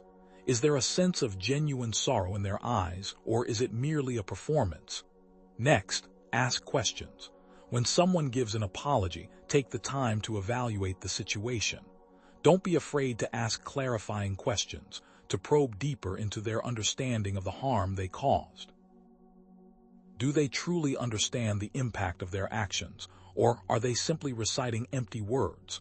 Finally, after the situation passes, review the apology and evaluate the success. In the aftermath, revisit the apology and evaluate the success. Did the apology lead to genuine reconciliation and a change in behavior, or was it merely a temporary fix? Was the victim truly made to feel like they mattered? Was the apologizer concerned with the victim or themselves? Developing discernment skills can be hard. These skills empower you to protect yourself from manipulation, foster healthier connections, and promote genuine remorse and reconciliation. They enable you to navigate the complexities of human interaction with greater clarity, confidence, and compassion. How can you sharpen your discernment skills to detect false humility in your own interactions? What specific cues will you pay attention to in assessing the sincerity of an apology? What does it mean to truly listen to someone, not just to their words, but to their body language and their unspoken emotions? But is that enough? How can those who are able to detect bad faith apologies use these powers for good to promote a better world? Here's the key: championing authenticity requires a shift in cultural values, a conscious effort to create a world where genuine remorse and accountability are prized above all else. To create and empower the world, there are several steps. The first is to speak up. Do not allow bad behavior to go unchallenged. Call out manipulative apologies, expose false humility, and demand genuine accountability. Don't be afraid to challenge the status quo and advocate for a more honest and compassionate world. Second, be empathetic. Understand other people's motivations. Empathy is a powerful tool for understanding human behavior, for recognizing the underlying fears and insecurities that drive manipulative actions. By cultivating empathy, you can better discern genuine remorse from false humility. Third, lead with grace. Do not act rashly or with emotion. Temper justice with mercy, forgiveness with accountability, and strength with compassion. Here's how to put this into practice. Start with the home. Parents can model positive behavior for children and other family members and reinforce the importance of honesty, empathy, and accountability. Children learn by example, and by modeling genuine remorse and accountability, you can instill these values in the next generation. Continue with the workplace. Team leaders and managers can set the tone. Leaders can also foster a culture of honesty, transparency, and accountability. They can recognize and reward genuine remorse while holding individuals accountable for manipulative behavior. Extend the practice into the world. Everyone can model positive behavior and call out negative examples. Promote the values of honesty, empathy, and accountability. It's about creating a ripple effect of positive change, one interaction at a time. What is the point of all of this? Ultimately, it's about making a kinder world, to give people the benefit of the doubt, and to create positive relationships. While the goal of the content of this video may have seemed like a grim and dark one, the result is to lift the listener up into the light. Here's the most fascinating part. With all the powers a person needs to make things right, what final challenge remains? As we reach the culmination of this exploration, it's time to bring together the threads we've been weaving throughout this journey. Remember those initial questions we posed. The frustration of dealing with people who simply cannot apologize, the nagging sense that something deeper is at play than simple stubbornness or pride. We've delved into the psychological undercurrents that fuel this behavior, and now we stand ready to offer a resolution. In essence, we've peeled back the layers of the human psyche, exploring the shadow self, those hidden aspects we often deny. The complexes, those emotionally charged patterns that can hijack our behavior, and the archetypes, those universal blueprints that shape our perceptions. We've seen how these forces can create formidable barriers to sincere apologies, how they can lead to defensiveness, blame shifting, and a profound inability to take responsibility. But we've also seen that overcoming these barriers is possible. It requires courage, self-awareness, and a willingness to confront our own imperfections. The value of understanding these hidden motivators is that you now possess a deeper understanding of why people struggle to apologize, and more importantly, you're armed with tools to improve your own communication and foster healthier relationships. Remember that perfectionist we discussed, the one trapped by the archetype of the ideal self, unable to admit fault for fear of shattering their carefully constructed image. That links back to the central archetype of the shadow, the repository of all the traits we deem unacceptable. The non-apologizer fears the shadow emerging into the light.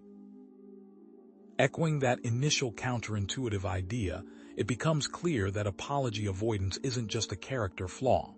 It's often a symptom of deeper psychological issues, a manifestation of unresolved inner conflicts. But here's the ultimate insight. Apology is a skill. It is a muscle that atrophies with disuse. You will never improve unless you actively work on it. The transformative power that we all seek starts with recognizing that embracing vulnerability is essential for authentic connection and personal growth. It requires the bravery to face our own imperfections, to acknowledge our mistakes, and to sincerely express remorse for the harm we've caused. It's about choosing humility over pride, empathy over defensiveness, and connection over isolation. This is not a passive process. It requires conscious effort and a commitment to break free from negative patterns that have shaped our behavior for years or even decades. The implications of this understanding extend far beyond individual relationships. Improved relationships help create a better community. Improved emotional management leads to a better world. When we foster a culture of empathy and authenticity, we create a ripple effect that touches every aspect of our lives. Think about it. Imagine a world where people readily admit their mistakes, where apologies are offered with sincerity and grace, and where forgiveness is freely given. That world is within our reach, but it starts with individual action, with each of us committing to cultivating greater self-awareness, empathy, and vulnerability. This video is not the end. The content is just a starting point, and all people can improve. So let's bring this home and offer you the knowledge to go forward. Take heart, because your journey of self-discovery is ongoing. Know that you are not alone in your struggles with apologies or dealing with people who avoid them.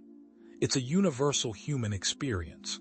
It's messy, it's challenging, and it's often painful. But you now are empowered to be better, to encourage others, and to create a more compassionate world, one sincere apology at a time. You have all the tools that you need and the knowledge that has been passed down through the ages, through Jung, and now, through me to you. So, as we conclude, consider this. What steps can you take today to cultivate greater self-awareness, empathy, and vulnerability in your own relationships? The path to authentic connection is a lifelong journey, but one well worth taking. Subscribe for more content like this. Thanks for watching.